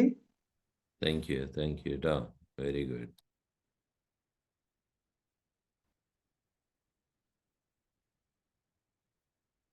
നമ്മുടെ ദൈവം നമുക്ക് നൽകുന്ന എണ്ണമില്ലാത്ത വരങ്ങളും കൃപകളും ദാനങ്ങളും മറ്റുള്ളവരുമായി പങ്കുവെക്കുന്നതും ഒരർത്ഥത്തിൽ പറഞ്ഞാൽ സുവിശേഷ പ്രഘോഷണം തന്നെയല്ലേ? ടെസ്റ്റിമണിക്കായി മേരി സുദർശനെ സ്നേഹപൂർവ്വം ക്ഷണിച്ചുകൊള്ളുന്നു. ഈശോ മിശിഹായ്ക്ക് സ്തുതിയായിരിക്കട്ടെ. എന്റെ പേര് മേരി സുദർശൻ. ഞാൻ പ്ലാച്ചേരി ഫാത്തിമ മാതാ ചർച്ച് ഇടവക അംഗമാണ്, കാഞ്ഞിരപ്പള്ളി രൂപത. എന്റെ ജീവിതത്തിൽ ഈശോയെ കണ്ടുമുട്ടിയ നിമിഷങ്ങളെ കുറിച്ച് ഞാൻ നിങ്ങളോട് പങ്കുവെക്കുന്നതിൽ ഏറെ സന്തോഷിക്കുന്നു. ഞാൻ കുഞ്ഞുനാളിലെ ഒരു ഹിന്ദു ഫാമിലിയിൽ ജനിച്ചു വളർന്ന ആളാണ്. എന്നാൽ എൻ്റെ അച്ഛൻ്റെ രോഗാവസ്ഥയിൽ, എൻ്റെ അച്ഛൻ ഒരു വണ്ടി ആളിനെയും കൊണ്ട് ശബരിമലയ്ക്ക് പോകുന്ന ആളായിരുന്നു. അങ്ങനെ ഒരു ആൾക്ക് മാനസിക രോഗം വന്ന് ഏറ്റവും വലിയ സങ്കടാവസ്ഥയിൽ എൻ്റെ അമ്മ അതിരാവിലെ എഴുന്നേറ്റ് മുട്ടുമേ നിന്ന് ഈശോയുടെ മുമ്പിൽ പ്രാർത്ഥിക്കാൻ ഇടയായി. ഏറെ ഹോമങ്ങളും ഏറെ പൂജകളും ഏറെ ട്രീറ്റ്മെന്റുകളും ഒക്കെയും ചെയ്തിട്ടും ഒരിക്കലും എൻ്റെ അച്ഛന്റെ രോഗം മാറിയിരുന്നില്ല. ജ്ഞാനം 16:27 പറയുന്നു, അഗ്നിയിൽ നശിക്കാത്തത് അരുണോദയത്തിൽ ഉരുകി. അതിരാവിലത്തെ പ്രാർത്ഥനയുടെ പ്രാധാന്യമാണ്. ശരിക്കും എൻ്റെ അമ്മ അന്ന് അതിരാവിലെ പ്രാർത്ഥിച്ചപ്പോ ഞാൻ എൻ്റെ അമ്മയുടെ ഒപ്പം എഴുന്നേക്കുമായിരുന്നു. അമ്മയ്ക്ക് വേണ്ടിയിട്ട് ഞാൻ അന്ന് ബൈബിൾ വായിച്ചു കൊടുത്തിരുന്നു. വെളിപാട് 1:3 പറയുന്നു, ഈ ഗ്രന്ഥത്തിലെ വാക്കുകൾ വായിക്കുന്നവരും കേൾക്കുന്നവരും ഇതിൽ എഴുതിയിരിക്കുന്നത് പാലിക്കുന്നവരും അനുഗ്രഹീതർ. ശരിക്കും എനിക്ക് അറിയില്ലായിരുന്നു ഇത് അനുഗ്രഹമുള്ള ഒരു സംഭവമാണെന്ന്.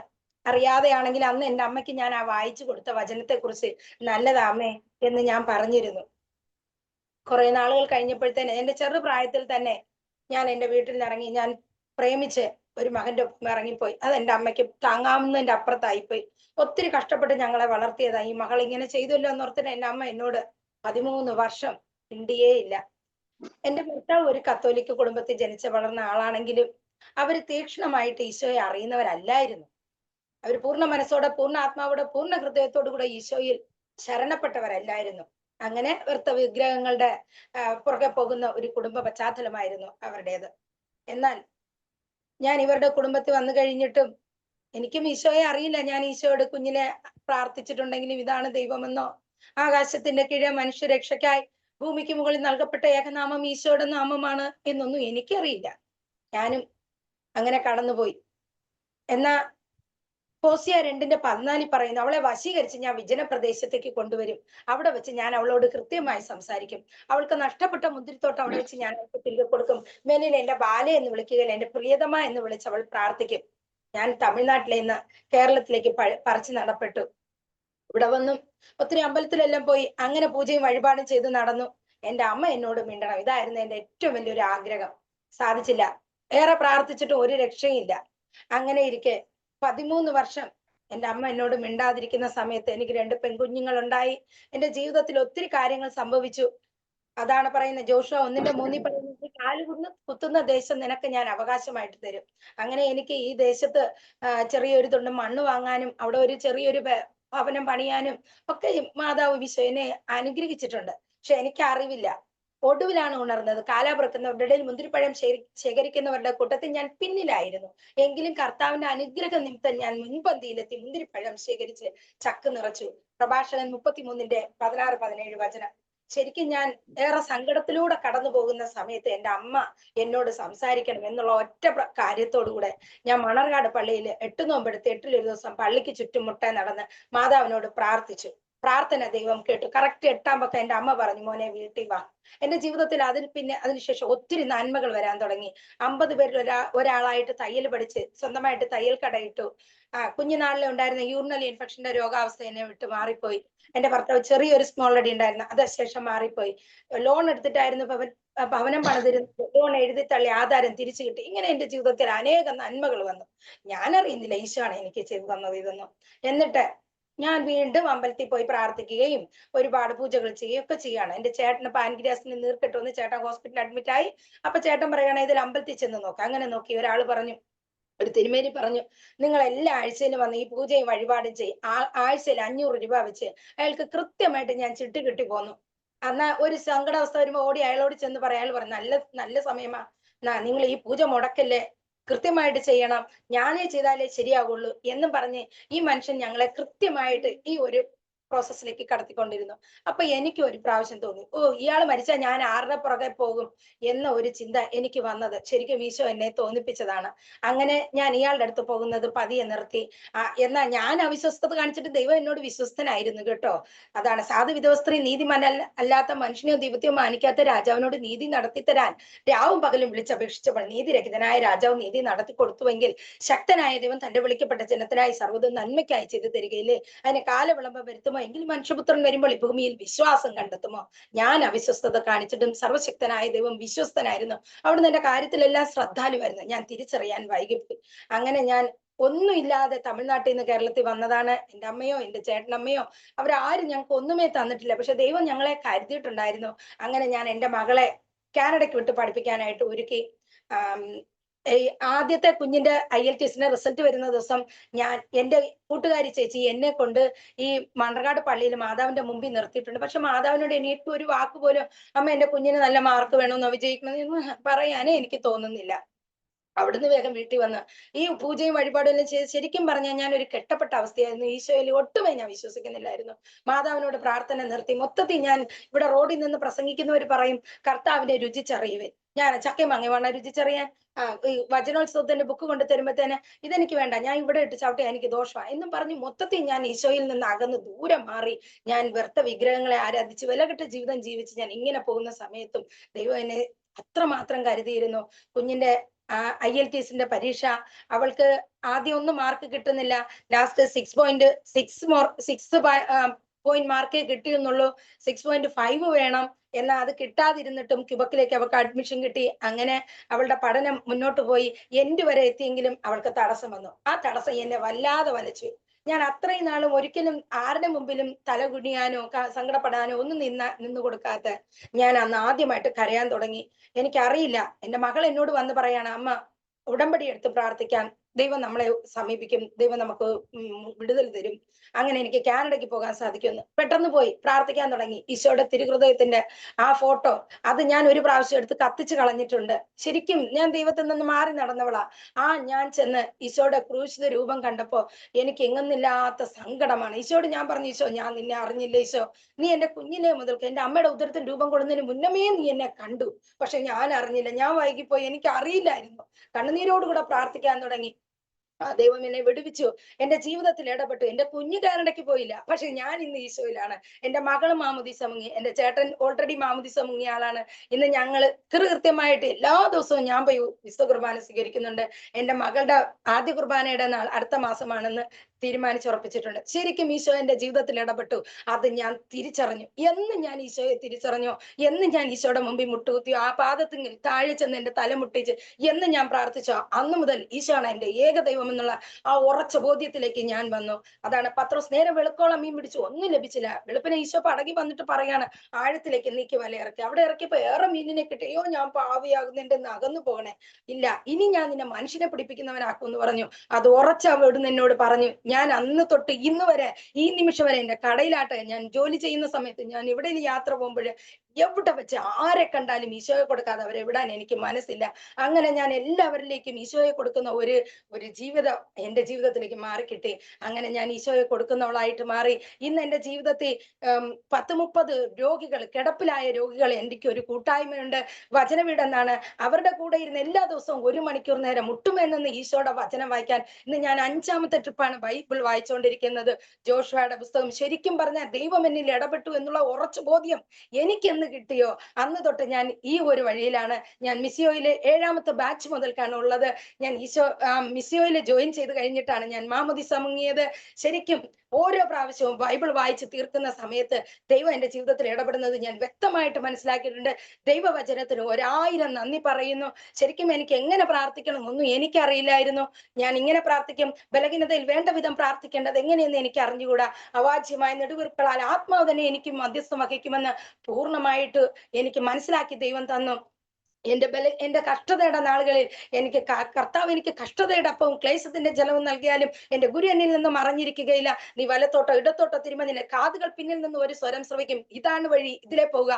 ഞാൻ നടക്കേണ്ട വഴി എന്റെ മുഖത്ത് നോക്കി പറഞ്ഞു തരുന്ന ദൈവത്തെ, ജീവനുള്ള ദൈവത്തെ ഞാൻ മനസ്സിലാക്കിയത് എന്റെ സഹോദരങ്ങൾക്കും കൊടുക്കണമെന്നുള്ള ഉറച്ച ഒരു ബോധ്യം എനിക്ക് കിട്ടിയത്. എനിക്ക് ഇങ്ങനെ സംസാരിക്കാനുള്ള ഒരു പാഠവും എനിക്ക് ലഭിച്ചത് എന്റെ മിസിയോയിൽ നിന്നാണ്. അതിന് ഞാൻ ദൈവത്തിനും ഈ മിസിയോ കുടുംബാംഗങ്ങൾക്ക് ഓരോരുത്തർക്കും എന്നെ പഠിപ്പിച്ച് എന്നെ വളർത്തിയ നമ്മുടെ ടോമിച്ചനങ്കിൾ, ശരിക്കും ആ ചേട്ടനെ എനിക്ക് പറഞ്ഞു തന്നത് എനിക്ക് ഒരിക്കലും മറക്കാൻ പറ്റാത്ത അനുഭവമാണ്. ഞാൻ എനിക്ക് വേണ്ടിയും എന്റെ കുടുംബത്തിന് വേണ്ടിയും പ്രാർത്ഥിക്കണമെന്നും ഞാൻ നിങ്ങൾക്ക് ഓരോരുത്തർക്കും വേണ്ടി പ്രാർത്ഥിക്കുമെന്നും പറഞ്ഞുകൊണ്ട് നിർത്തുന്നു. ആമേൻ.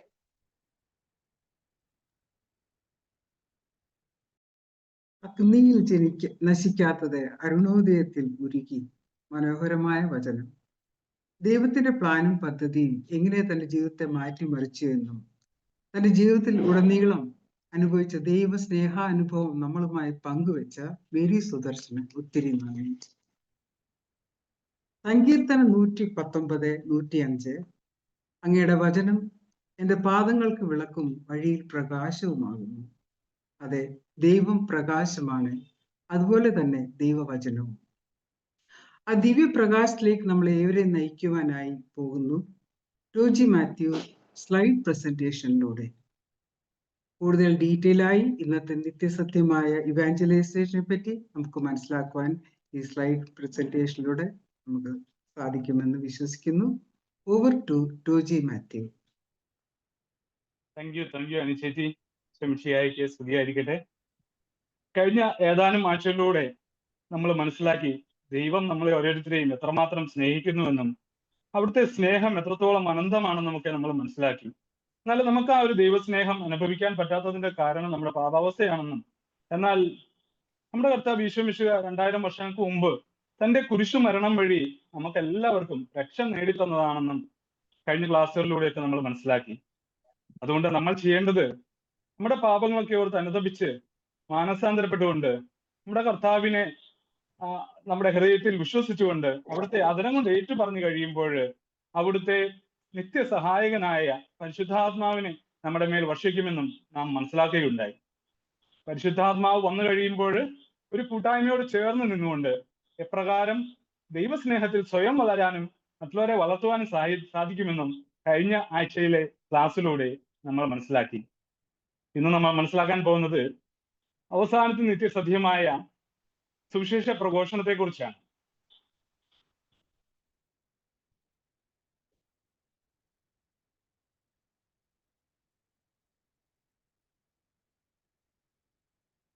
നമുക്കെല്ലാവർക്കും അറിയാം, സഭയുടെ ഏക ദൗത്യമാണ് സുവിശേഷ പ്രഘോഷണം എന്ന് പറയുന്നത്.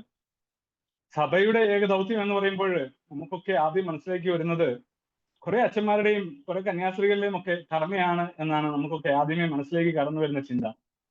എന്നാൽ പ്രിയപ്പെട്ടവരെ, നമ്മൾ ഓരോരുത്തരുമാണ് സഭ. സഭയുടെ ഈശോ ശിരസ്സായിട്ടുള്ള ആ സഭയുടെ ഭൗതിക ശരീരത്തിലെ അവയവങ്ങളാണ് നമ്മൾ ഓരോരുത്തരും. അപ്പോൾ നമ്മളെല്ലാവരും ചേർന്ന് നിൽക്കുന്നതാണ് തിരുസഭ എന്ന് പറയുന്നത്. അപ്പൊ സഭയുടെ ഏക ദൗത്യമാണ് സുവിശേഷ പ്രഘോഷണം എന്ന് ഇന്ന് നമ്മൾ പഠിക്കാൻ പോവുകയാണ്. നമുക്കറിയാം, സഭ മറ്റു പല കാര്യങ്ങളിൽ ഏർപ്പെട്ടിട്ടുണ്ട്. വിദ്യാഭ്യാസ മേഖലയിലും ആതുര ശുശ്രൂഷ മേഖലയിലും ഒക്കെ ഏർപ്പെട്ടിട്ടുണ്ട്. പക്ഷെ അതെല്ലാം നയിക്കേണ്ടത് ആത്യന്തികമായ ലക്ഷ്യമായ സഭയുടെ ഏക ദൗത്യമായ സുവിശേഷ പ്രഘോഷണത്തിലേക്കാണ്. നമ്മുടെ അടുത്തേക്ക് വരുന്ന ഓരോ വ്യക്തികളിലേക്കും, നമ്മുടെ സ്ഥാപനങ്ങളിലേക്ക് കടന്നു വരുന്ന ഓരോ വ്യക്തികളിലേക്കും നമ്മുടെ ആ ഒരു ശുശ്രൂഷ മേഖലകൾ വഴി ഈശോയുടെ ആ ഒരു സ്നേഹം, ഈശോയെ മറ്റുള്ളവർക്ക് പകർന്നു കൊടുക്കാനുള്ള ദൗത്യമാണ് നമുക്ക് ഓരോരുത്തർക്കും നൽകപ്പെട്ടിരിക്കുന്നത്. നമുക്കറിയാം, വിശുദ്ധ മത്തായിയുടെ സുവിശേഷം 28-ാം അധ്യായം 18 മുതൽ 20 വരെയുള്ള വാക്യങ്ങളിൽ ഈശോ നമ്മളോട് പറയുന്ന ഒരു മഹാകൽപ്പനയുണ്ട്, അല്ലെങ്കിൽ ഈശോ നമുക്ക് നൽകുന്ന ഒരു മഹാകൽപ്പനയുണ്ട്. സ്വർഗത്തിലും ഭൂമിയിലുമുള്ള എല്ലാ അധികാരവും എനിക്ക് നൽകപ്പെട്ടിരിക്കുന്നു. ആകയാൽ നിങ്ങൾ പോയി എല്ലാ ജനതകളെയും ശിഷ്യപ്പെടുത്തുവിൻ. പിതാവിന്റെയും പുത്രന്റെയും പരിശുദ്ധാത്മാവിന്റെയും നാമത്തിൽ അവർക്ക് ജ്ഞാനസ്നാനം നൽകുവിൻ. ഞാൻ നിങ്ങളോട് കൽപ്പിച്ചവയെല്ലാം അനുസരിക്കുവാൻ അവരെ പഠിപ്പിക്കുവിൻ. യുഗാന്തം വരെ എന്നും ഞാൻ നിങ്ങളോട് കൂടി ഉണ്ടായിരിക്കും. ശിഷ്യന്മാരിലൂടെ നമുക്ക് തന്നിരിക്കുന്ന ഒരു ദൗത്യമാണത്.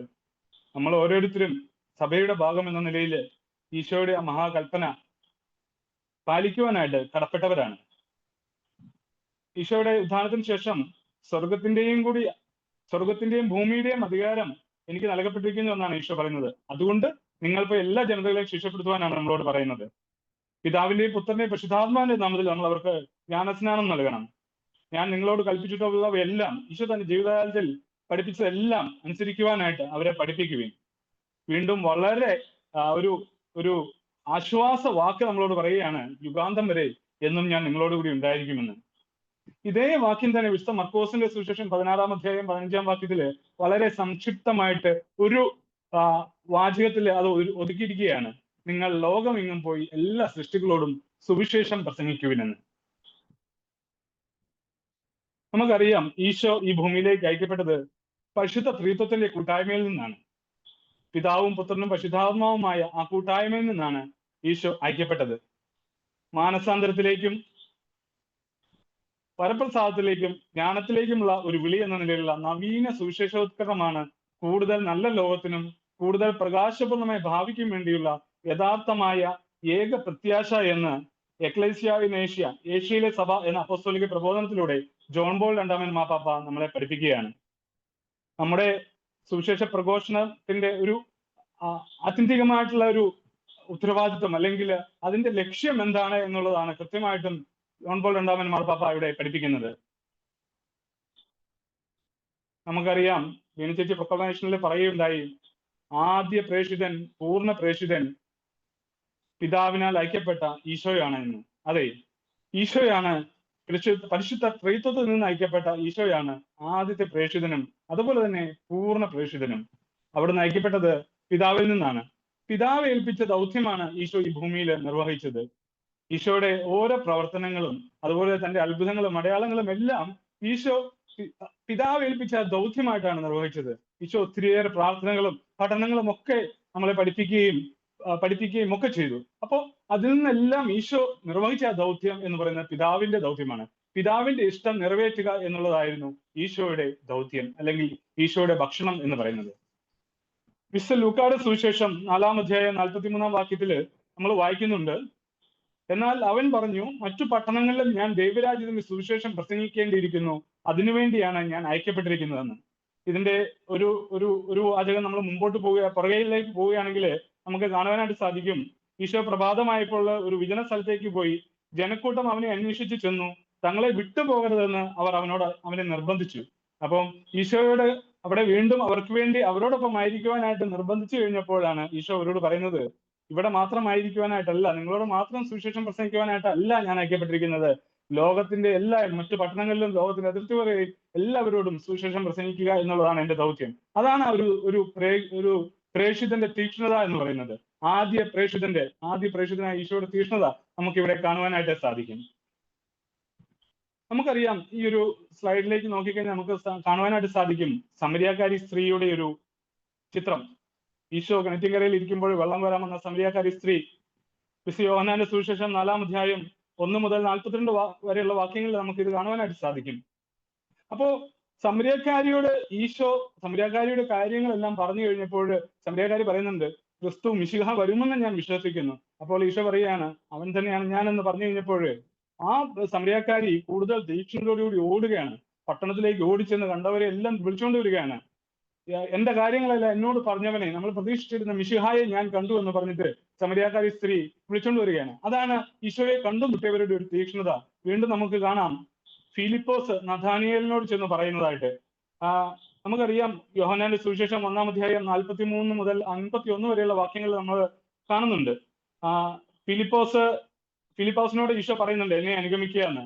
അപ്പോ ഫിലിപ്പോസ് ഓടിപ്പോയി നഥാനിയേലിനോട് പറയുന്നുണ്ട്, മോശയുടെ നിയമത്തിലും പ്രവാചക ഗ്രന്ഥങ്ങളിലും ആരെപ്പറ്റി എഴുതിയിരിക്കുന്നുവോ അവനെ ഞാൻ കണ്ടു, നീയും വന്ന് കാണുവാനും പറഞ്ഞിട്ട് അവനെയും വിളിച്ചുകൊണ്ട് വരുന്ന ഒരു ചിത്രം നമുക്ക് കാണുവാനായിട്ട് സാധിക്കും. അതുപോലെ നമുക്ക് കാണുവാൻ സാധിക്കും യോഹന്നാന്റെ സുവിശേഷം 1-ാം അധ്യായം 35-ാം വാക്യത്തില് ആദ്യ ശിഷ്യന്മാര് സ്നാപക യോഹന്നാന് തന്റെ 2 ശിഷ്യന്മാരോട് കൂടെ ഇങ്ങനെ പോകുമ്പോൾ ഈശോ നടന്നു വരുന്നത് കണ്ടു കഴിഞ്ഞപ്പോൾ പറയുന്നുണ്ട്, ഇതാ ലോകത്തിന്റെ പാപങ്ങൾ നീക്കുന്ന ദൈവത്തിന്റെ കുഞ്ഞാട് എന്ന്. അപ്പോൾ അന്ത്രയോസ് ചോദിക്കുന്നുണ്ട്, ഗുരു അങ്ങ് എവിടെയാണ് വസിക്കുന്നത് എന്ന് ചോദിച്ചു കഴിഞ്ഞപ്പോൾ ഈശോ പറഞ്ഞു, വന്നു കാണുവിൻ. അങ്ങനെ അന്ത്രയോസ് ഈശോയുടെ പറ്റി കൂടുതൽ അറിഞ്ഞു കഴിഞ്ഞപ്പോൾ തന്റെ സഹോദരനായ ശിമിയോന്റെ അടുത്ത് ഓടിപ്പോയി പറയുകയാണ്, നമ്മൾ പ്രതീക്ഷിച്ചിരുന്ന മിശിഹായെ ഞാൻ കണ്ടു എന്ന് പറഞ്ഞിട്ട് ശിമിയോൻ പത്രോസിനെ കൂട്ടിക്കൊണ്ട് വരുന്നതായിട്ട് നമുക്ക് കാണാനായിട്ട് സാധിക്കും. ആ ശിമിയോൻ പത്രോസിനെയാണ് പിന്നീട് സഭയുടെ താക്കോൽ സ്ഥാനം ഏൽപ്പിച്ച് ആദ്യത്തെ മാർപ്പാപ്പയാക്കി മാറ്റുന്നത്.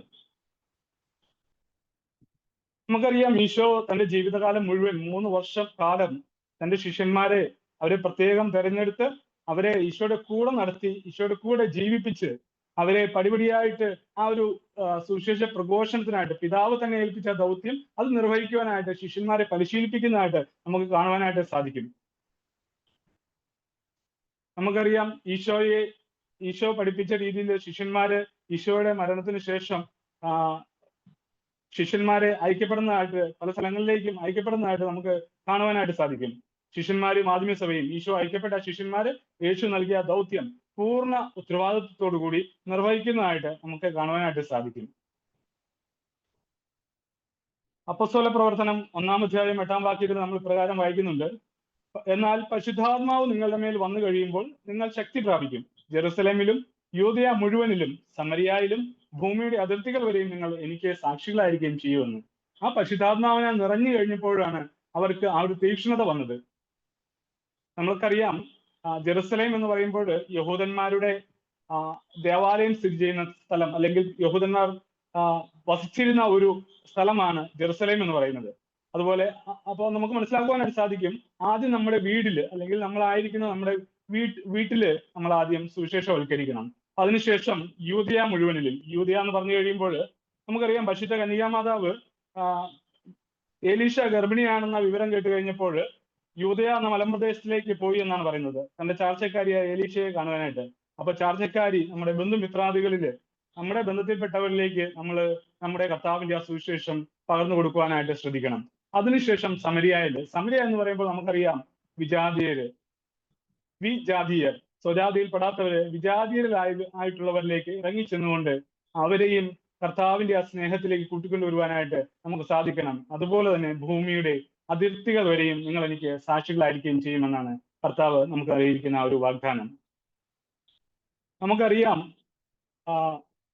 വിശുദ്ധ യോഹന്നാന്റെ സുവിശേഷം 20-ാം അധ്യായം 21-ാം വാക്യത്തില് ഈശോ പറയുന്ന ഇപ്രകാരമാണ്, പിതാവ് എന്നെ അയച്ചതുപോലെ ഞാനും നിങ്ങളെ അയക്കുന്നു എന്നാണ് പറഞ്ഞത്. അപ്പോൾ ആ ഒരു കൂട്ടായ്മയിലായിരുന്നുകൊണ്ട് നമ്മൾ എപ്പോൾ ഐക്യപ്പെട്ടാലും സുവിശേഷ പ്രഘോഷണത്തിന് എപ്പോൾ നമ്മൾ പോകുന്നു അപ്പോഴെല്ലാം പിതാവും പുത്രനും പരിശുദ്ധാത്മാവുമായിട്ടുള്ള കൂട്ടായ്മയോട് ചേർന്ന് നിന്നുകൊണ്ട്, തിരുസഭയാവുന്ന കൂട്ടായ്മയോട് ചേർന്ന് നിന്നുകൊണ്ട് വേണം നമ്മൾ സുവിശേഷം പ്രഘോഷിക്കാൻ എന്നുള്ളൊരു വലിയ ആഹ്വാനമാണ് നമുക്ക് ഇവിടെ ലഭിക്കുന്നത്. അതുപോലെ തന്നെ യോഹന്നാന്റെ സുവിശേഷം 13:35 നമുക്ക് കാണാൻ സാധിക്കും, സുവിശേഷം ജീവിക്കുവാനും പങ്കുവെക്കുവാനുമായിട്ട് ഈശോ നമ്മളെ ആഹ്വാനം ചെയ്യുകയാണ്. നിങ്ങൾ പരസ്പരം സ്നേഹിക്കുവിൻ, ഞാൻ നിങ്ങളെ സ്നേഹിച്ചതുപോലെ നിങ്ങളും പരസ്പരം സ്നേഹിക്കുവിൻ. നിങ്ങൾക്ക് പരസ്പരം സ്നേഹമുണ്ടെങ്കിൽ നിങ്ങൾ എന്റെ ശിഷ്യന്മാരാണെന്ന് അതുമൂലം എല്ലാവരും അറിയുമെന്ന് ഈശോ നമ്മളെ പഠിപ്പിക്കുകയാണ്. അപ്പോൾ നമ്മുടെ ജീവിതം വഴി നമ്മൾ സുവിശേഷമായി ജീവിച്ചുകൊണ്ട് നമ്മൾ മറ്റുള്ളവർക്ക് നമ്മുടെ കർത്താവിന്റെ ആ ഒരു സ്നേഹം പകർന്നു കൊടുക്കുവാനായിട്ട് നമുക്ക് സാധിക്കണം. നമ്മൾ പലപ്പോഴും കേട്ടിട്ടുണ്ട്, 5ാമത്തെ സുവിശേഷമായിക്കൊണ്ട് സുവിശേഷം ഏകുവാനായിട്ട് നമുക്ക് സാധിക്കണം എന്നുള്ളത്. അതെ, നമ്മൾ ഓരോരുത്തരും നമ്മുടെ ജീവിതം വഴി 5ാമത്തെ ഒരു സുവിശേഷമായി തീരുവാനായിട്ട് നമ്മൾ ഓരോരുത്തരും പരിശ്രമിക്കണം. അങ്ങനെ മറ്റുള്ളവരിലേക്ക് ആ കർത്താവിനെ, മറ്റുള്ളവർ നമ്മളിലേക്ക് നോക്കുമ്പോൾ കർത്താവിനെ കാണുവാനായിട്ടും മറ്റുള്ളവർക്ക് സാധിക്കണം. നമ്മൾ പറഞ്ഞതുപോലെ സഭയാവുന്ന കൂട്ടായ്മയിൽ ആയിരുന്നുകൊണ്ടാണ് നമ്മൾ സുവിശേഷം പ്രസംഗിക്കേണ്ടിയിരിക്കുന്നത്. അതിന്റെ ഒരു ഉത്തരവാദിത്വം നമുക്ക് ലഭിക്കുന്നത് നമ്മൾ മാമോദിസ എന്ന കുദാശ സ്വീകരിച്ചപ്പോഴും അതുപോലെ സ്ഥൈര്യലേപനം അല്ലെങ്കിൽ തൈലാഭിഷേകം നമ്മൾ സ്വീകരിച്ചപ്പോഴും അതിനുള്ളൊരു കൃപ, അതിനുള്ളൊരു ഉത്തരവാദിത്തമാണ് നമുക്ക് ലഭിച്ചിരിക്കുന്നത്.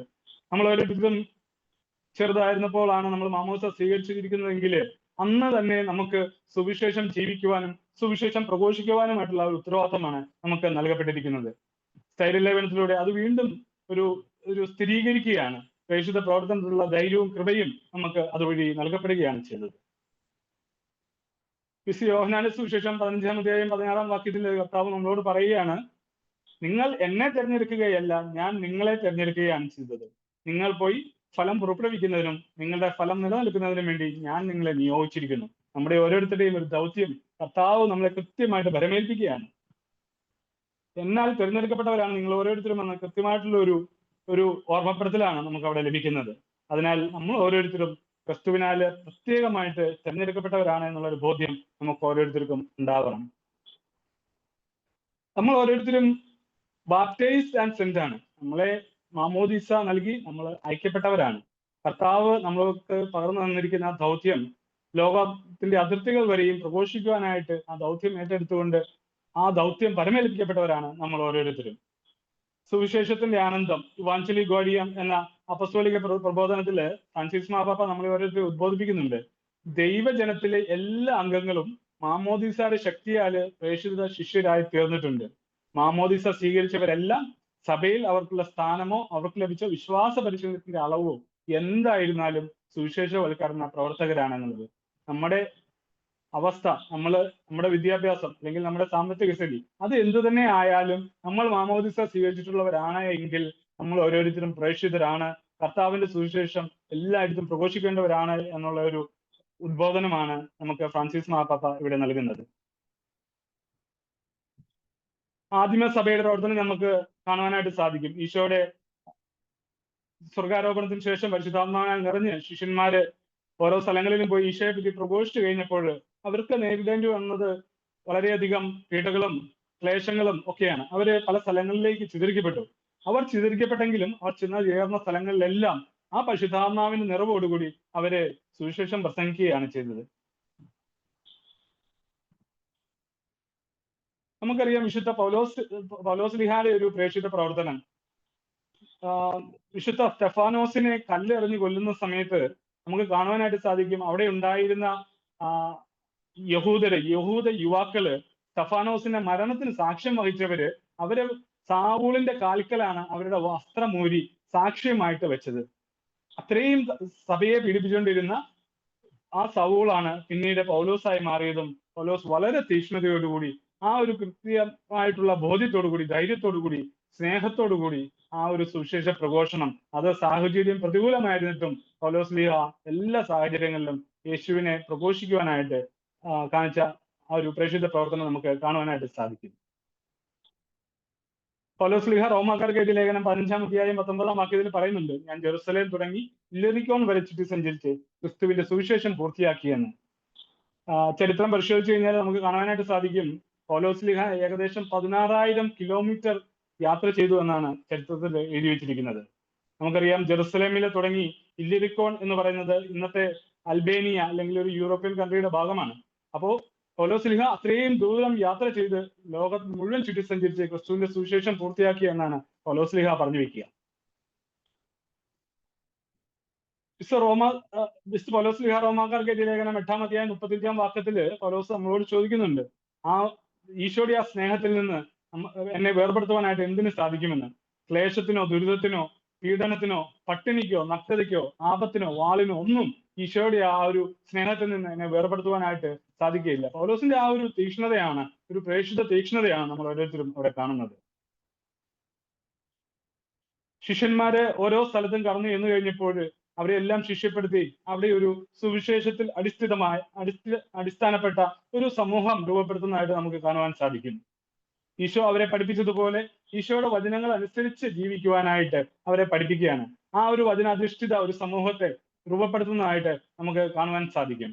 നമുക്കറിയാം നമ്മുടെ ഭാരത മണ്ണിലും ഈശോയുടെ പ്രേക്ഷിത ശിഷ്യനായ തോമസ് ലീഹ കടന്നു വന്ന് നമ്മൾക്കൊക്കെ വിശ്വാസ പാരമ്പര്യം പകർന്നു തന്നവനാണ്. അപ്പൊ ആ ഒരു വിശ്വാസ പാരമ്പര്യം പേർന്ന നമുക്ക് വളരെയധികം ഉത്തരവാദിത്തമുണ്ട് ലോകത്തിന്റെ എല്ലാ സ്ഥലങ്ങളിലും കടന്നു ചെന്നുകൊണ്ട് ആ പകർന്ന് ഈശോ ശിഷ്യനായ തോമസ് ലീഹായിലൂടെ നമുക്ക് ലഭിച്ച ആ ഒരു വിശ്വാസം മറ്റുള്ളവർക്ക് കൈമാറുവാനായിട്ട്. നമ്മുടെ ഓരോരുത്തരുടെയും ഇന്നത്തെ ദൗത്യം എന്താണ്? സുവിശേഷം ആയിക്കൊണ്ട്, സുവിശേഷം ജീവിച്ചുകൊണ്ട് അത് പ്രഘോഷിക്കുക എന്നുള്ളതാണ് നമ്മുടെ ഓരോരുത്തരുടെയും ദൗത്യം. മാമോദീസായിലൂടെ നമുക്ക് പറഞ്ഞു കിട്ടിയ ആ ദൗത്യം നമ്മുടെ വ്യക്തിപരമായിട്ടുള്ള ഒരു ദൗത്യമാണ്. ഒരു ക്രൈസ്തവൻ എന്ന നിലയിൽ, ഒരു കത്തോലിക്കൻ എന്ന നിലയിൽ നമ്മളെ ഭരമേൽപ്പിച്ചിരിക്കുന്ന നമ്മുടെ ദൗത്യമാണ്, കടമയാണ്. നമുക്കറിയാം, നമുക്ക് ഉത്തരവാദിത്തമാണെങ്കിൽ ആരെങ്കിലും ഒക്കെ ഏൽപ്പിച്ച് നമുക്ക് ഒഴിയാൻ പറ്റും. എന്നിൽ ഇന്ന് നിക്ഷിപ്തമായിരിക്കുന്ന ഈ സ്ലൈഡ് പ്രസന്റേഷൻ എനിക്ക് എന്തെങ്കിലും അസൗകര്യം ഉണ്ടെങ്കിൽ ആ ഉത്തരവാദിത്തം എനിക്ക് മിസ്സിയോ റിസോഴ്സ് ടീമിലുള്ള ആരെങ്കിലും ഏൽപ്പിച്ചിട്ട് എനിക്ക് മാറുവാനായിട്ട് സാധിക്കും. പക്ഷേ എനിക്ക് ലഭിച്ചിരിക്കുന്ന ഒരു കടമ, എനിക്ക് ലഭിച്ചിരിക്കുന്ന ദൗത്യം എനിക്ക് കൈമാറാൻ സാധിക്കുകയില്ല. അത് ഞാൻ തന്നെ ചെയ്യേണ്ടതാണ്. അപ്പോൾ കൈമാറാൻ സാധിക്കാത്തതിന്റെ കാരണം മറ്റൊരു വ്യക്തിക്കും, മറ്റൊരു കത്തോലിക്കനും അവൻ്റെതായ കടമ നിർവഹിക്കേണ്ടതാണ്. അത് അവൻ തന്നെ നിർവഹിക്കേണ്ടതാണ്. അപ്പോൾ എന്റെ കടമയും കൂടി നിർവഹിക്കാൻ അവന് സാധിക്കില്ല. അതുകൊണ്ട് എന്റെ കടമ ഞാൻ തന്നെ നിർവഹിക്കേണ്ടതാണ്. നമ്മുടെ ഓരോരുത്തരുടെയും കടമയും ദൗത്യവും ഇത് തന്നെയാണ്: സുവിശേഷം ജീവിക്കുക, സുവിശേഷം പ്രഘോഷിക്കുക എന്നുള്ളത്. സുവിശേഷം ജീവിക്കാതെ പ്രഘോഷിക്കാതെ ഇരുന്നാൽ ദുരിതം അത് എനിക്ക് മാത്രമാണെങ്കിൽ ഒരുപക്ഷെ എന്റെ കാലം കഴിയുമ്പോൾ അത് ഒരുപക്ഷെ തീർന്നേനെ. എന്റെ കുടുംബത്തിനും, എന്റെ സമൂഹത്തിനും, എന്റെ സഭയ്ക്കും ദുരിതം എന്നാണ് പറയുക. വിശുദ്ധ പൗലോസ് ലീഹ കൊരിന്തോസുകാർക്ക് എഴുതിയ 1-ാം ലേഖനം 9-ാം അധ്യായം 16-ാം വാക്യത്തിൽ പറയുന്നുണ്ട്, നമ്മൾ ഇന്നത് പല പ്രാവശ്യം കേട്ടു: ഞാൻ സുവിശേഷം പ്രസംഗിക്കുന്നെങ്കിൽ അതിൽ എനിക്ക് അഹംഭാവത്തിന് വകയില്ല, അതെന്റെ കടമയാണ്. ഞാൻ സുവിശേഷം പ്രസംഗിക്കുന്നില്ലെങ്കിൽ എനിക്ക് ദുരിതം. ഇന്നത്തെ നമ്മുടെ ജീവിത സാഹചര്യങ്ങളൊക്കെ വെച്ച് നോക്കുമ്പോൾ സുവിശേഷം പ്രസംഗിക്കുന്നില്ലെങ്കിൽ, അല്ലെങ്കിൽ സുവിശേഷം പ്രഘോഷിക്കുന്നില്ലെങ്കിൽ അതിനാണ് നമ്മൾ കർത്താവിനോട് അനുവാദം വാങ്ങിക്കേണ്ടത്. എന്റെ കടമയായ സുവിശേഷം പ്രഘോഷിക്കുവാനായിട്ട് എനിക്ക് സാധിക്കുന്നില്ല, അതിന് നമ്മൾ അനുവാദം വാങ്ങിക്കണം. പക്ഷേ സുവിശേഷം പ്രഘോഷിക്കുക എന്നുള്ളത്, ഞാൻ സുവിശേഷം പ്രഘോഷിക്കുന്നുണ്ടെങ്കിൽ അതെന്റെ കടമയാണ്, അത് ഞാൻ നിർവഹിക്കുന്നു, അത്രമാത്രം. നമുക്ക് ആദിമ ശിഷ്യന്മാരുടെ ഒരു ആവേശം നമുക്ക് കാണുവാനായിട്ട് സാധിക്കും. അപ്പസ്തോല പ്രവർത്തനം 4-ാം അധ്യായം 20-ാം വാക്യത്തിൽ നമ്മളിങ്ങനെ വായിക്കുന്നുണ്ട്: എന്തെന്നാൽ ഞങ്ങൾ കാണുകയും കേൾക്കുകയും ചെയ്ത കാര്യങ്ങളെക്കുറിച്ച് സംസാരിക്കാതിരിക്കാൻ നിങ്ങൾക്ക് സാധ്യമല്ല എന്ന്. ഈശോയോടൊപ്പം ശിഷ്യന്മാര് ജീവിച്ച ആ ജീവിത കാലയളവിൽ അവര് കണ്ടതും കേൾക്കുകയും അവരനുഭവിക്കുകയും ചെയ്ത കാര്യങ്ങൾ മറ്റുള്ളവർക്ക് പകർന്നു കൊടുക്കാതിരിക്കുവാനായിട്ട് ഞങ്ങൾക്ക് സാധ്യമല്ല എന്ന് പറഞ്ഞിട്ടാണ് ശിഷ്യന്മാര് സുവിശേഷം പ്രസംഗിക്കുന്നത്. നമ്മളും നമ്മുടെ ജീവിതത്തിൽ നമ്മൾ വലിയ പ്രഘോഷകരായി തീർന്നില്ലെങ്കിലും നമ്മുടെ ജീവിതത്തിൽ കർത്താവ് നമുക്ക് നൽകിയ ആ ഒരു കൃപയും, കർത്താവ് നമ്മളെ സ്നേഹിച്ചതുമൊക്കെ, നമ്മുടെ കഷ്ടതകളിലും വേദനകളിലും ഒക്കെ കർത്താവ് നമ്മളെ ചേർത്ത് പിടിച്ചതുമൊക്കെ നമ്മൾ മറ്റുള്ളവരോടൊന്ന് പങ്കുവെച്ച് കഴിഞ്ഞാൽ അത് തന്നെയാണ് ഏറ്റവും വലിയ സുവിശേഷ പ്രഘോഷണവും ഏറ്റവും വലിയ പ്രേക്ഷിത പ്രവർത്തനവും എന്ന് പറയുന്നത്. മിസ്റ്റർ യോഹന്നാൻ ശ്ലീഹ അത് വീണ്ടും ഒന്നുകൂടെ ആ ഒരു ആവേശത്തെ പറ്റി പറയുകയാണ്. യോഹന്നാൻ ശ്ലീഹയുടെ 1-ാം ലേഖനം 1-ാം അധ്യായം 1-ാം വാക്യത്തിൽ: ആദ്യം മുതൽ ഉണ്ടായിരുന്നതും ഞങ്ങൾ കേട്ടതും സ്വന്തം കണ്ണുകൊണ്ട് കണ്ടതും സൂക്ഷിച്ചു വീക്ഷിച്ചതും കൈകൊണ്ട് സ്പർശിച്ചതുമായ ജീവന്റെ വചനത്തെ പറ്റി ഞങ്ങൾ അറിയിക്കുന്നു എന്നാണ് യോഹന്നാൻ ശ്ലീഹ പറയുന്നത്. സുവിശേഷത്തിന്റെ ആനന്ദം എന്ന അപ്പസ്തോലിക പ്രബോധനത്തില് ഫ്രാൻസിസ് മാർപ്പാപ്പ നമ്മളോട് പറയുകയാണ്: സുവിശേഷ പ്രസംഗത്തിന് യഥാർത്ഥത്തിൽ പരിശുദ്ധാത്മാവിന്റെ തീക്ഷ്ണവും സന്തോഷകരവുമായ ഒരു അനുഭവമാകാൻ, ദൈവവചനവുമായുള്ള ആശ്വാസദായകമായ ഒരു അഭിമുഖീകരണമാകാൻ, നവീകരണത്തിന്റെയും വളർച്ചയുടെയും നിരന്തരമായ ഒരു ഉറവിടമാകാൻ കഴിയുമെന്ന് ഫ്രാൻസിസ് മാർപ്പാപ്പ നമ്മളെ പഠിപ്പിക്കുകയാണ്, ഉദ്ബോധിപ്പിക്കുകയാണ്. സുവിശേഷ പ്രഘോഷണത്തിന്റെ അല്ലെങ്കിൽ സുവിശേഷ പ്രസംഗത്തിന്റെ മഹത്വത്തെ പറ്റി പറയുകയാണ്.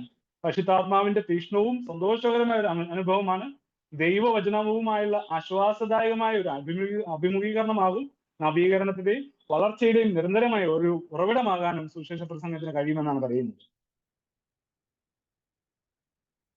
പ്രസംഗങ്ങളിലൂടെ മറ്റുള്ളവരിൽ എത്തിച്ചേരാൻ ആഗ്രഹിക്കുന്നത് ദൈവമാണെന്നും മനുഷ്യന്റെ വാക്കുകളിൽ കൂടി അവിടുന്ന് തന്റെ ശക്തി പ്രകടമാക്കുന്നതെന്നുമുള്ള ബോധ്യത്തിന്റെ അടിസ്ഥാനത്തിൽ സുവിശേഷ പ്രസംഗത്തിലുള്ള നമ്മുടെ ആത്മവിശ്വാസം നമുക്ക് നവീകരിക്കാമെന്ന് ഫ്രാൻസിസ് മാർപ്പാപ്പ പറഞ്ഞു വെക്കുകയാണ്.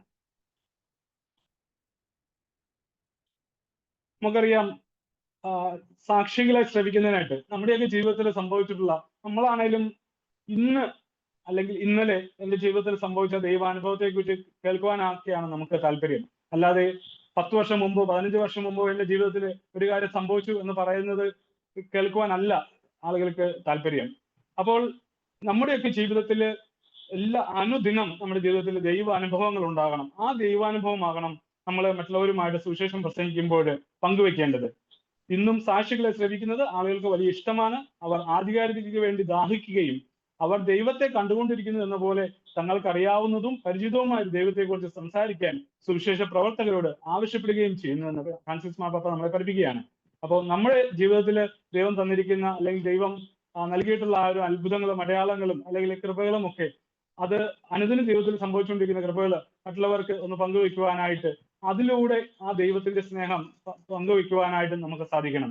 ഞാൻ ഓർക്കുന്നു, വടക്കേ ഇന്ത്യൻ സംസ്ഥാനങ്ങളിലൂടെ ഛത്തീസ്ഗഡിലൂടെയൊക്കെ യാത്ര ചെയ്യുമ്പോൾ ഗ്രാമാന്തരങ്ങളിലൂടെ ഉള്ളിലെ വളരെ ഉൾപ്രദേശങ്ങളിലൂടെയൊക്കെ കടന്നു ചെല്ലുമ്പോൾ നമ്മള് ഒരു ദിവസം വിശുദ്ധ കുർബാനയ്ക്കൊക്കെ ആയിട്ട് അച്ഛന്മാരുടെ കൂടെയൊക്കെ പോകാനായിട്ട് ഇടവന്നപ്പോൾ നമ്മൾ പെട്ടെന്ന് കടന്നു പോകാനായിട്ടൊക്കെ ആഗ്രഹിക്കുമ്പോൾ അവർ നമ്മളോട് പറയുന്ന ഒരു കാര്യമുണ്ട്.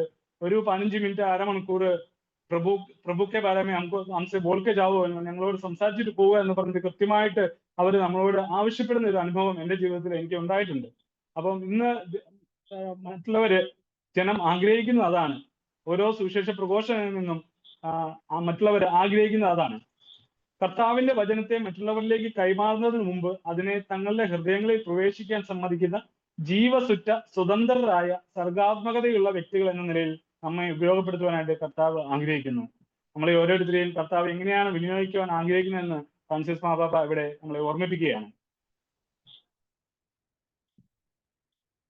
രക്ഷകന്റെ മിഷൻ എന്ന് പറയുന്ന റെഡംറ്റോറിസ് മിഷൻ എന്ന ചാക്രിക ലേഖനത്തിൽ വിശുദ്ധ യോഹൻ പൗൽ രണ്ടാമൻ മാർപ്പാപ്പ നമ്മളോട് പറയുകയാണ്, ഈ കൃപ എന്ന് പറയുന്നത് നമുക്ക് ലഭിച്ചിരിക്കുന്ന ആ സുവിശേഷ പ്രഘോഷണത്തിന്റെ കൃപയോട് വിചാരം കൊണ്ടും വാക്കുകൊണ്ടും പ്രവൃത്തി കൊണ്ടും സഹകരിക്കുന്നില്ലെങ്കിൽ അവർ രക്ഷിക്കപ്പെടുകയില്ലെന്ന് മാത്രമല്ല കൂടുതൽ കർശനമായി വിധിക്കപ്പെടുകയും ചെയ്യുമെന്ന ഒരു താക്കീത് ജോൺ പോൾ രണ്ടാമൻ മാർപ്പാപ്പ നമുക്കിവിടെ നൽകുകയാണ്.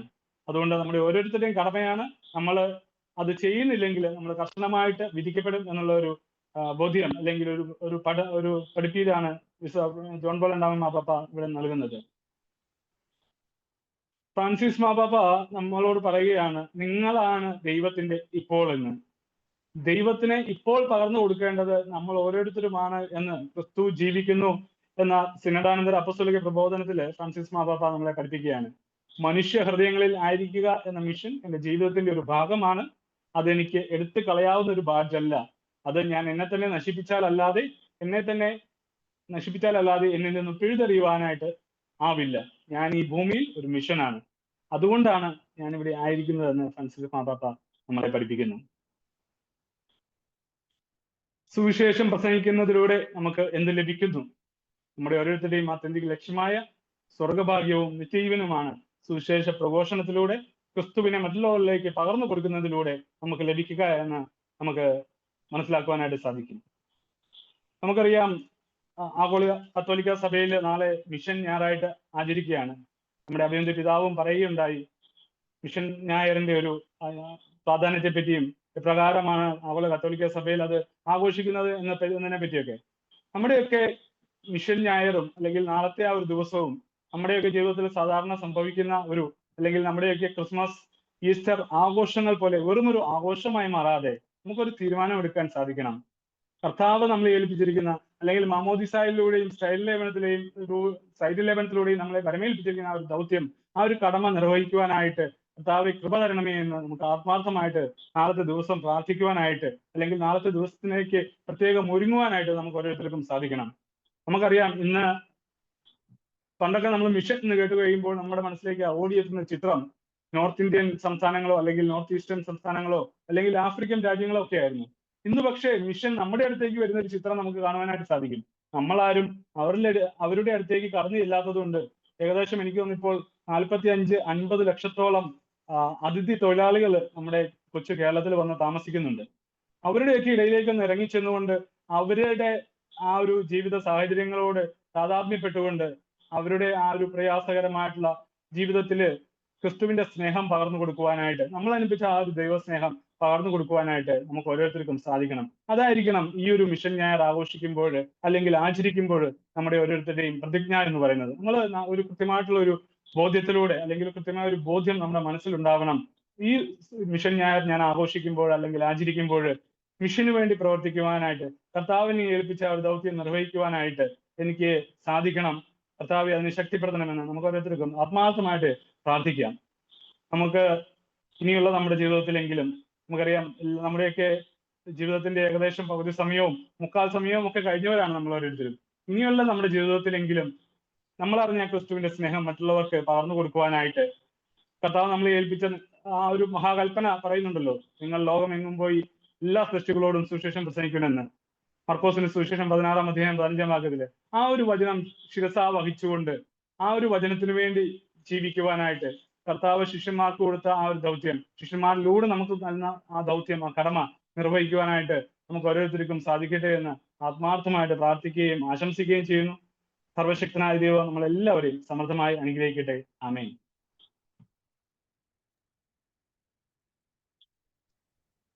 നവീന സുവിശേഷവൽക്കരണം ഇന്നത്തെ ലോകത്തിന് ആവശ്യമാണ്. ഭൂമിയുടെ അതിർത്തികൾ വരെ നിങ്ങൾ എനിക്ക് സാക്ഷികളായിരിക്കും. വളരെ ഇൻഫോർമേറ്റീവ് ആൻഡ് ഇഫക്റ്റീവായ ഒരു സ്ലൈഡ് പ്രസന്റേഷൻ. ടോജി മാത്യുവിനെ ദൈവനാമത്തിൽ നന്ദി. Thank you Toji. അടുത്തതായി ഏതാനും അറിയിപ്പുകളാണ്. അടുത്ത ആഴ്ചയോടെ മിസിയോ പ്രിലിംസ് 18ാമത്തെ ബാച്ച് അവസാനിക്കുകയാണ്. ഒരു മാസത്തിനുള്ളിൽ അടുത്ത ബാച്ച് ആരംഭിക്കുന്നതാണ്. അതിനുള്ള ലിങ്ക് അധികം താമസിക്കാതെ നിങ്ങൾക്ക് ലഭിക്കും. നിങ്ങളുടെ പ്രിയപ്പെട്ടവർക്ക് ലിങ്ക് അയച്ചു കൊടുക്കുകയും ഈ കോഴ്സിൽ പങ്കെടുക്കുവാൻ പ്രോത്സാഹിപ്പിക്കുകയും ചെയ്യുക. അടുത്ത 2 ആഴ്ചകളിലും സബ് ഗ്രൂപ്പ് മീറ്റിങ്ങുകൾ ഉണ്ടായിരിക്കുന്നതാണ്. സബ് ഗ്രൂപ്പ് മീറ്റിംഗിൽ എല്ലാവരും പങ്കെടുക്കുവാൻ ശ്രദ്ധിക്കണമെന്ന് അപേക്ഷിക്കുന്നു. എല്ലാ ദിവസവും സബ് ഗ്രൂപ്പിൽ പോസ്റ്റ് ചെയ്യുന്ന വേർഡ് ഓഫ് ദ ഡേ നിങ്ങളെ എങ്ങനെ സ്പർശിച്ചുവെന്ന് ഒരു വോയിസ് മെസ്സേജായി സബ് ഗ്രൂപ്പിൽ എല്ലാവരും പോസ്റ്റ് ചെയ്യണം. ഓൺലൈനിൽ നടത്തപ്പെടുന്ന പ്രിലിമിനറി കോഴ്സ് 18 ക്ലാസ്സുകൾ മാത്രമുള്ളതാണ്. ഏകദേശം 34 ക്ലാസ്സുകളുള്ള ഫുൾ മിസിയോ കോഴ്സ് ഒക്ടോബർ 27 മുതൽ നവംബർ 1 വരെ കറൂറ്റി മിസിയോ ഭവനിൽ വെച്ച് താമസിച്ചുള്ള കോഴ്സായി നടത്തപ്പെടുന്നുണ്ട്. പങ്കെടുക്കുവാൻ താല്പര്യമുള്ളവർ ദയവായി 9746917273 അല്ലെങ്കിൽ 7012574557 എന്ന ഫോൺ നമ്പറുകളിൽ ബന്ധപ്പെടുക. നവംബർ 9 മുതൽ 14 വരെ പത്തനാപുരം സെന്റ് സേവിയേഴ്സ് വിദ്യാനികേതൻ ആനിമേഷൻ സെന്ററിൽ വെച്ച് ചെറുപുഷ്പം ബദനി സിസ്റ്റേഴ്സിനും അൽമായ ശുശ്രൂഷകർക്കും വേണ്ടി മിസിയോ ഫുൾ കോഴ്സ് നടത്തപ്പെടുന്നുണ്ട്. പങ്കെടുക്കുവാൻ ആഗ്രഹിക്കുന്നവർ 7012574557 എന്ന നമ്പറിലോ 9746917273 എന്ന നമ്പറിലോ ബന്ധപ്പെടുക. മിസിയോ ഭവനിൽ 1-2 ദിവസം ഒന്ന് താമസിച്ച് നിത്യാരാധനയിൽ ഇരുന്ന് ഭാരത മിഷന് വേണ്ടി പ്രാർത്ഥിക്കുവാൻ തയ്യാറുള്ളവർ ദയവായി അറിയിക്കുക. കുടുംബമായോ അല്ലാതെയോ വരാവുന്നതാണ്. നിങ്ങളുടെ ഇടവകയിൽ കുടുംബ യൂണിറ്റ് നേതൃത്വങ്ങൾക്കും മതാധ്യാപകർക്കുമൊക്കെയായി മിസിയോ ഫുൾ കോഴ്സ് വികാരി അച്ഛന്മാരുടെ അനുവാദത്തോടെ സംഘടിപ്പിച്ചാൽ മിസിയോ ടീം അവിടെ എത്തി കോഴ്സ് നടത്തി തരുന്നതാണെന്ന് അറിയിക്കുന്നു. മിസിയോ വൈബ് നമ്മുടെ കുടുംബത്തിൽ നിന്നും എല്ലാ മാസവും മലയാളത്തിലും ഇംഗ്ലീഷിലും പബ്ലിഷ് ചെയ്യപ്പെടുന്ന ഓൺലൈൻ ന്യൂസ് ലെറ്റർ ആണ്.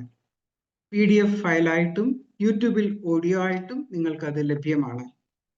നമ്മൾ ഒരു മിഷൻ ആണെന്ന ബോധ്യം നൽകാൻ ഉതകുന്ന അതിൽ വരുന്ന ലേഖനങ്ങളൊക്കെ എല്ലാവരും വായിക്കാൻ പരിശ്രമിക്കണം.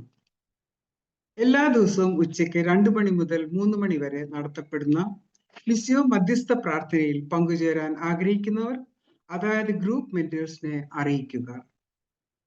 അനോണിമസ് ആയ ഒരു മെസ്സേജുകൾക്കും ആരും റെസ്പോണ്ട് ചെയ്യരുത്. മിസിയോ കുടുംബത്തിൽ നിന്നും പണസംബന്ധമായ ഒരു കാര്യത്തിനായും ആരും നിങ്ങളെ വിളിക്കുകയില്ല. അത്തരം കോളുകളോ മെസ്സേജുകളോ ലഭിച്ചാൽ ഉത്തരവാദിത്തപ്പെട്ടവരെ ഉടനെ വിവരം അറിയിക്കുകയും നമ്പർ ബ്ലോക്ക് ചെയ്യുകയും വേണമെന്ന് അറിയിക്കുന്നു. അടുത്തതായി വൈൻഡപ്പ് സെഷനായി നമ്മുടെ എല്ലാം പ്രിയപ്പെട്ട ആലിസ് കുട്ടി ചേച്ചിയെ സ്നേഹപൂർവ്വം സ്വാഗതം ചെയ്യുന്നു.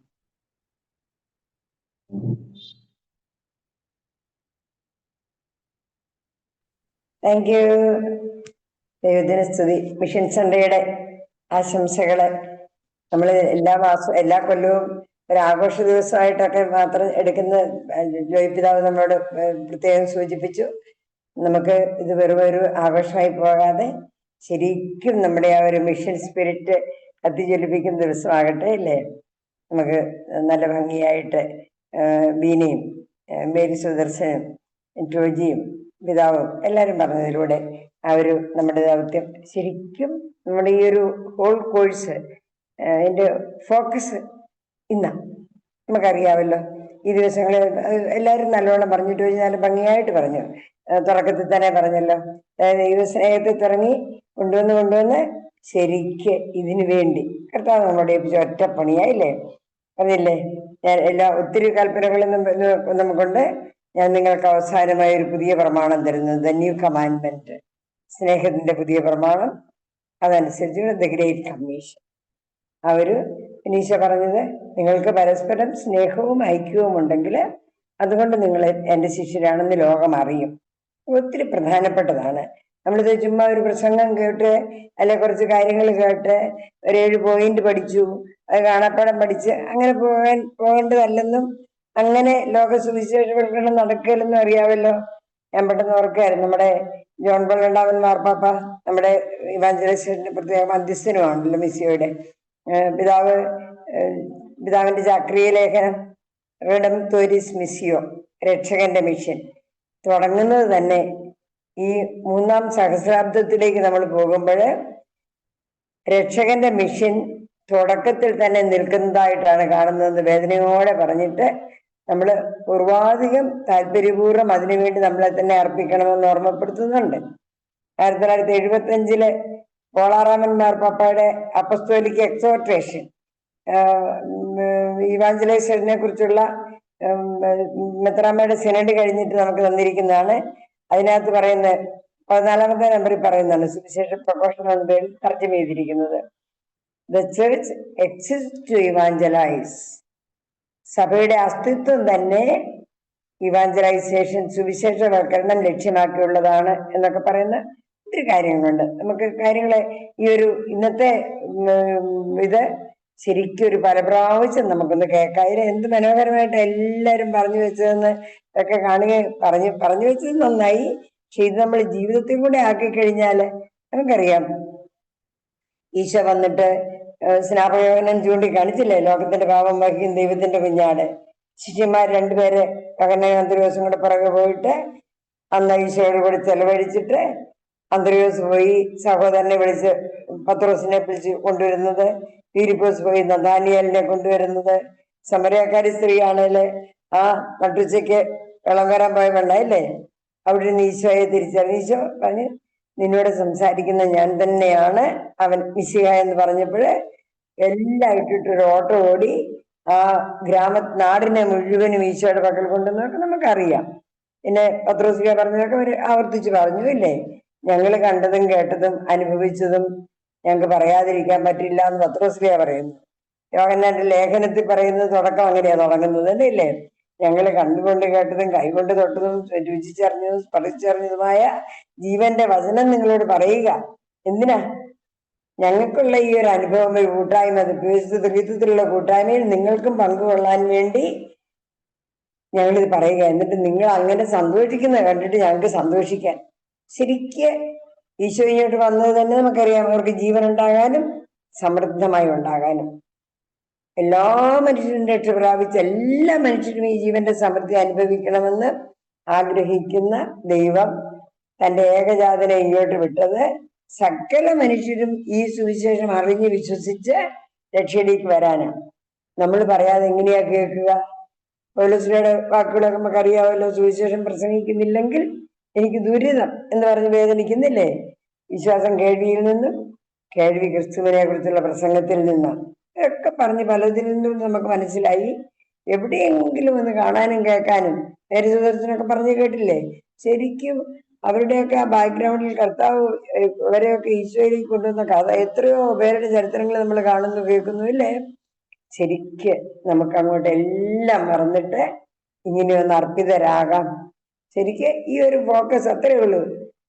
പുതിയ പ്രമാണം പാലിച്ചുകൊണ്ട് നിങ്ങൾക്ക് പരസ്പരം സ്നേഹവും ഐക്യവും ഉണ്ടെങ്കിൽ അതുകൊണ്ട് നിങ്ങൾ എന്റെ ശിഷ്യരാണെന്ന് ലോകം അറിയും. ആ ആഘോഷം നമ്മൾ നസ്രിയ പറഞ്ഞതുപോലെ മറ്റുള്ളവരോട് പങ്കുവെച്ച് അവരെയും ഈ സന്തോഷത്തിലേക്ക് കൊണ്ടുവരാൻ. നമ്മളല്ലെങ്കിൽ ആരെനിക്കായി പോകും? നമ്മളല്ലെങ്കിൽ ആര് പോകും? വേറെ ആരും ഇല്ല. അത് ഞാനാണ്.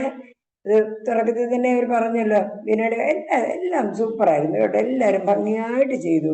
പക്ഷെ എത്ര ഭംഗിയായിട്ട് ചെയ്തെന്ന് പറഞ്ഞത് കൊണ്ട് കാര്യമില്ലല്ലോ. കേൾക്കുന്ന നമ്മളൊക്കെ നമ്മളിലൂടെ അനേകായിരങ്ങള്. ഞാൻ പണ്ടൊക്കെ ഓർക്കുമായിരുന്നു ഈശോ പറഞ്ഞത്, നിങ്ങൾ ലോകത്തിന്റെ അതിർത്തികൾ വരെയും പോയി സുവിശേഷം പറയണം.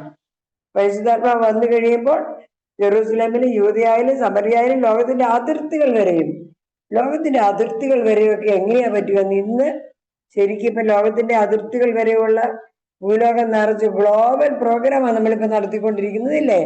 ഇപ്പൊ ഈ പറയുമ്പോ മാത്രമല്ല, ഇനിയും ഇത് എത്രയോ പേര് കേൾക്കാൻ പോകുന്നു. ശരിക്കും ഈ ഓരോ കാലവും വരുമ്പോഴത്തേക്ക് ഇതെല്ലാം അങ്ങ് യാഥാർത്ഥ്യമായി വരിക.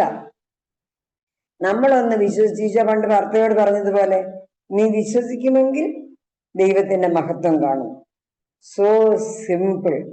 പരിശുദ്ധാത്മാവാണ് മുഖ്യ പ്രവർത്തകൻ. നമ്മളൊന്ന് വിട്ടുകൊടുത്തിട്ട് ഒന്ന് ശാന്തമായിട്ട് ഒന്ന് നിന്നു കൊടുത്താൽ അത്ഭുതങ്ങൾ നമ്മളിലൂടെയും നമുക്ക് ചുറ്റും നടക്കും. അങ്ങനെ ലോകം മുഴുവനും സുവിശേഷവൽക്കരിക്കപ്പെടും. നമുക്കറിയാം ഇന്നൊക്കെ ഒരുപാട് ആദ്യ ഉണ്ടായിരുന്ന പോലെ അതിനൊക്കെ വലിയോ വലുതോ ആയിട്ടുള്ള ഭീഷണികളും പ്രവർത്തനങ്ങളും ആക്രമണങ്ങളും ഒക്കെ അല്ലേ ഇന്ന് നടക്കുന്നത്. എന്നാലും എത്രയോ പേര് എത്ര ഭംഗിയായിട്ട് അതിനെയൊക്കെ അഭിമുഖീകരിച്ച് രക്തസാക്ഷികളുടെ നിളമാണ് സഭയുടെ വളമെന്ന് പറഞ്ഞ് നമുക്ക് കേട്ടിട്ടുണ്ട്. അതെല്ലാം ഇന്ന് സംഭവിച്ചുകൊണ്ടിരിക്കുക. നമുക്ക് നമ്മളെ തന്നെ സമർപ്പിക്കാം.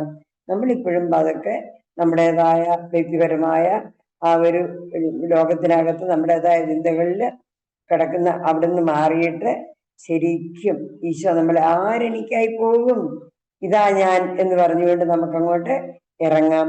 നമ്മളിത് ഒന്ന് കേട്ടു, ഇത്രയും കോഴ്സ് കൂടി, എന്നിട്ട് ഇത് നല്ലോണം പറയാൻ അല്ല, നമ്മളെല്ലാരോടും ഇത് അവരൊക്കെ പറഞ്ഞ് ആദ്യത്തെ അന്തർവാസും യോഗനാനും ഒക്കെ ഒരു ദിവസം പോയി താമസിച്ചതേ ഉള്ളൂ, അല്ലേ? ഫിലിപ്പോസിനെ ഈശോ വിളിച്ചു. ഫിലിപ്പോസ് പോയി നഥാനിയേലിനോട് പറഞ്ഞു. സമ്മേളനക്കാരിയാണേൽ ആ കണ്ടുകയറി എന്നുകൊണ്ട് ഇച്ചിരി നേരം വർത്താനം പറഞ്ഞതേ ഉള്ളൂ, ഒരു നാട് മുഴുവൻ കൊണ്ടുവന്നു. നമ്മള് എല്ലാം ആയി കഴിഞ്ഞിട്ടൊന്നും വേണ്ട, നമുക്ക് കണ്ടുകിട്ടും. നമ്മളുമായി ബന്ധപ്പെട്ട ഒരാൾ പോലും ഈ സുവിശേഷം അറിയാത്തവരായി, കേൾക്കാത്തവരായി, ഈ രക്ഷയുടെ അനുഭവത്തിലേക്ക് വരാത്തവരായി ഇല്ല എന്ന് നമുക്ക് ഉറപ്പ് വരുത്തത്തക്ക വിധത്തില് നിന്നു കൊടുത്താൽ മതി. കഴിഞ്ഞ ദിവസം ഒരു പുസ്തകത്തിൽ വായിച്ച് പറയാ, you be what you have already become. മാമോദീസായിൽ നമ്മളെല്ലാം ദൈവത്തിന്റെ മക്കളായി, സഭയിലെ അംഗങ്ങളായി, ക്രിസ്തുവിന്റെ മൗദീ ശരീരത്തിന്റെ അവയവങ്ങളായി. ഈ സത്യം ഒന്ന് തിരിച്ചറിഞ്ഞിട്ട് അതങ്ങ് ആയിരിക്കുക. സെയിന്റ് ആഗസ്റ്റിൻ പറഞ്ഞു, oh Christians, realise who you are എന്ന്. Actualise, make it real. നിങ്ങൾ ആരാണോ അത് നിങ്ങൾ ആയിത്തീരാൻ, എന്നിട്ട് മറ്റുള്ളവരെയും കൂടെ അതുപോലെ ഒന്ന് ആക്കി തീർക്കാൻ. 2000 കൊല്ലം മുമ്പേ കർത്താവ് ഇതെല്ലാം ചെയ്ത് കഴിഞ്ഞതാ. നമ്മൾ ഇന്നൊന്ന് അറിഞ്ഞാൽ മതി. നിങ്ങൾ സത്യം അറിയുകയും സത്യം നിങ്ങളെ സ്വതന്ത്രരാക്കുകയും ചെയ്യും. അപ്പം അതിലേക്ക് നമുക്കൊന്ന് തുറക്കാം. ഇനി നമുക്ക് ധാരാളം പേര് നമ്മൾ പതുക്കെ തുടങ്ങാം.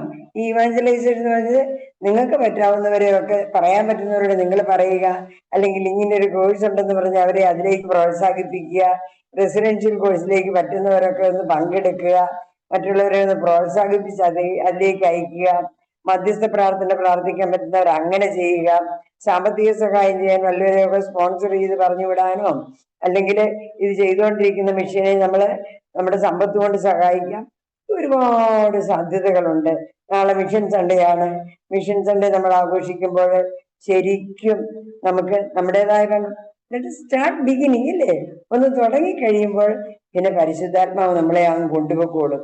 എനിക്ക് ഇതൊക്കെ കാണുകയും കേൾക്കുകയൊക്കെ ചെയ്യുമ്പോൾ എനിക്ക് അത്ഭുതമാണ് കർത്താവ് ചെയ്യുന്ന വിധങ്ങളെ. അതുകൊണ്ട് നമുക്ക് എല്ലാവർക്കും സ്വർഗരാജ്യം ഒരു നിരന്തര വിസ്മയമാണെന്നൊക്കെയാണ് പറയുന്നത്, എ കോൺസ്റ്റന്റ് സർപ്രൈസ്. ശരിക്കും നമുക്ക് ചുറ്റും ഈ ദൈവരാജ്യം ഇങ്ങനെ ഒരു അത്ഭുതമായിട്ട് വളരുന്നത് കാണാൻ ഇടയാകട്ടെ. അതിന് നമ്മളൊന്ന് ഈശോ പറഞ്ഞതുപോലെ, നീ വിശ്വസിക്കുമെങ്കിൽ ദൈവത്തിന്റെ മഹത്വം കാണും. വിശ്വസിച്ചിട്ട് നമുക്കിതങ്ങോട്ട് ചെയ്യാൻ പോകാം. അതുകൊണ്ട് ഇന്ന് മുതൽ കർത്താവേ, ഞാൻ ഈ ലോകത്തിലായിരിക്കുന്നത് അങ്ങ് പറഞ്ഞ കാര്യം ചെയ്യാൻ. Seek you first the kingdom and everything shall be added. ദൈവത്തിന്റെ രാജ്യവും നീതിയും ഒന്നാമതായി അന്വേഷിക്കൂ. ദൈവത്തിന്റെ രാജ്യവും നീതി എന്താ? നിങ്ങൾ ലോകത്തിന്റെ അതിർത്തികൾ വരെ സകലരോടും സുവിശേഷം പ്രസംഗിക്കുക. ബാക്കി നമ്മുടെ ആവശ്യങ്ങളെല്ലാം അതിന്റെ പുറകിൽ കൂടെ ഫുൾഫിൽഡ് ആകുമെന്ന് പറഞ്ഞ വാക്കുകളൊക്കെ നമുക്ക് ഓർക്കാം. നമുക്ക് നമ്മെ തന്നെ ഈ ഒരു വലിയ ദൗത്യത്തിന്, സഭയുടെ ഏക ദൗത്യം, വേറെ ഒന്നും നമുക്ക് ചെയ്യാനില്ല. ഇത് ചെയ്തു കഴിഞ്ഞാൽ ഇന്നത്തെ എല്ലാ പീഡനങ്ങളും നടക്കുന്നതിന്റെ കാരണം നമ്മുടെ സുവിശേഷം ജീവിക്കുകയും സുവിശേഷം മറ്റുള്ളവരോട് പറയാതിരിക്കുകയും ചെയ്യുന്നതാണെന്ന് ഒരു സംശയവും ഇല്ല. സുവിശേഷം പ്രസംഗിക്കുന്നില്ലെങ്കിൽ എനിക്ക് ദുരിതം, ലോകത്തിലുള്ള സകല ദുരിതങ്ങൾക്കും കാരണം നമ്മൾ സുവിശേഷം പ്രസംഗിക്കാതിരിക്കുന്നതാണെന്ന് തിരിച്ചറിഞ്ഞുകൊണ്ട് നമുക്കതിനായിട്ട് നമ്മളെ തന്നെ സമർപ്പിക്കാം. പരിശുദ്ധാത്മാവാണ് മുഖ്യപ്രവർത്തകൻ. നമ്മളൊന്ന് വിട്ടുകൊടുത്താൽ മതി, വിശ്വസിച്ച് നിന്നുകൊടുത്താൽ മതി. പരിശുദ്ധാത്മാവ് നമ്മളെ നയിക്കും. ദൈവത്തിന് സ്തുതി. All the best. God bless. Thank you dear ചേച്ചി. Thank you so much. മനോഹരമായ കൺക്ലൂഡിംഗ് മെസ്സേജിന് നന്ദി. അടുത്തതായി അനുഗ്രഹ പ്രാർത്ഥനയ്ക്കും സമാപന ആശീർവാദത്തിനുമായി റെവറൻഡ് ഫാദർ മാർട്ടിൻ വിളക്കുന്നേൽ CMFനെ സ്നേഹപൂർവ്വം ക്ഷണിച്ചുകൊള്ളുന്നു. ഈശോ മിശിഹായിക്ക് സ്തുതിയായിരിക്കട്ടെ. My audible? യെസ്. ഓക്കെ. ഈശോയിലെ ഏറ്റവും സ്നേഹം നിറഞ്ഞ ആലിസ് കുട്ടി ചേച്ചി, ടോമിച്ചൻ അങ്കിളെ, മറ്റ് സുഹൃത്തുക്കളെ, ഞാൻ ആദ്യം തന്നെ എനിക്ക് കിട്ടിയ ഒരു വലിയൊരു അവസരത്തെ കുറിച്ച് പറയുകയാണ്. നമ്മുടെ അഗസ്റ്റിൻ മുണ്ടിത്തച്ഛൻ വഴി, എൻ്റെ സീനിയർ ആയിട്ടുള്ള അച്ഛൻ വഴി എനിക്ക് ഒരു പ്രാവശ്യം ഇവരുടെ കൂടെ പോയി താമസിച്ച് ഈ വചനപ്രഘോഷത്തിന്റെ ആവശ്യകതയെക്കുറിച്ച്, അല്ലെങ്കിൽ എത്രമാത്രം ഇന്നിത് ആവശ്യമുള്ള കാര്യമാണ്, പുരോഹിതരും സന്യസ്തരും വിളിക്കപ്പെട്ടവരൊക്കെ നിങ്ങളെക്കാളൊക്കെ എത്രയോ അധികം കടപ്പെട്ടിരിക്കുന്നു എന്നൊക്കെ തിരിച്ചറിയാൻ ഒരു അവസരം കിട്ടി. ഞങ്ങള് റോഡിലൂടെയൊക്കെ പോയി ഇങ്ങനെ പൊതുവായിട്ട് പറയാനൊക്കെ ഇട വന്നു. അപ്പോൾ അത് സുവിശേഷം ഇന്ന് ഒത്തിരി ആൾക്കാരെല്ലാം നമ്മളെല്ലാവരും ചെയ്യുന്നുണ്ട് ഇങ്ങനെ പല രീതിക്ക്.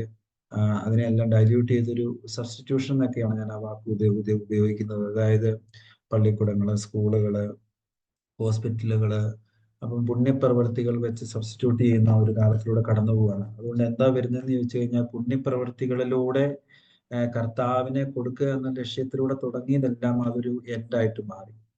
ഒരു നിയോഗ വിശുദ്ധീകരണം എന്നുള്ള ഒരു ചെറിയൊരു കാര്യം പറയാനാണ് ഞാൻ ഉദ്ദേശിക്കുന്നത്. നിയോഗ വിശുദ്ധീകരണം എന്ന് പറയുന്നത് നമുക്ക് എല്ലാവർക്കും മനുഷ്യർക്ക് നിയോഗങ്ങളുണ്ട്. മത്തായിയുടെ സുവിശേഷത്തില് 6-ാം അധ്യായത്തില് 1-ാം വാക്യത്തിൽ പറയുന്ന 5 അപ്പവും 2 മീനും അത് വർദ്ധിപ്പിച്ചിട്ട് അത് ഓർഡിനറി നീഡാണ്, അതൊരു നിയോഗമാണ്. ഓർഡിനറി ആവശ്യങ്ങൾ അത് കർത്താവ് നടത്തുന്നുണ്ട്. ശേഷം ഒരു എക്സ്ട്രാ ഓർഡിനറി നീഡായിട്ട് മത്തായിയുടെ സുവിശേഷം 20-ാം അധ്യായത്തിന്റെ 31 തൊട്ട് കർത്താവേ ദാവീദിന്റെ പുത്ര ഞങ്ങളെ കനിയണമേ ഉറക്കം വിളിച്ചു പറഞ്ഞു എന്ന് പറഞ്ഞാൽ ഒരു എക്സ്ട്രാ ഓർഡിനറി ആണെന്ന് പറഞ്ഞാൽ കണ്ണിന് കാഴ്ചയില്ലാത്ത സാധാരണ എക്സ്ട്രാ ഓർഡിനറി നീഡായിട്ട് വരികയാണ്. അത് കഴിഞ്ഞ് വീണ്ടും ഈശോ യോഹന്നാന്റെ സുവിശേഷം 6:23 പറയുന്നുണ്ട്, അടയാളങ്ങൾ കൊണ്ടത് കൊണ്ടല്ലേ അപ്പം ഭക്ഷിച്ച് തൃപ്തരായത് കൊണ്ടാണ് നിങ്ങളെ അന്വേഷിച്ചത്.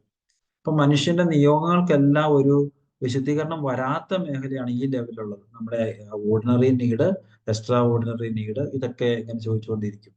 അത് കഴിഞ്ഞ് പിന്നെ ഇച്ചിനോടെ മുകളിലേക്കുള്ള ഒരു നിയോഗ വിശുദ്ധീകരണമാണ് കർത്താവിന്റെ സുവിശേഷമാണ് ജീവൻ.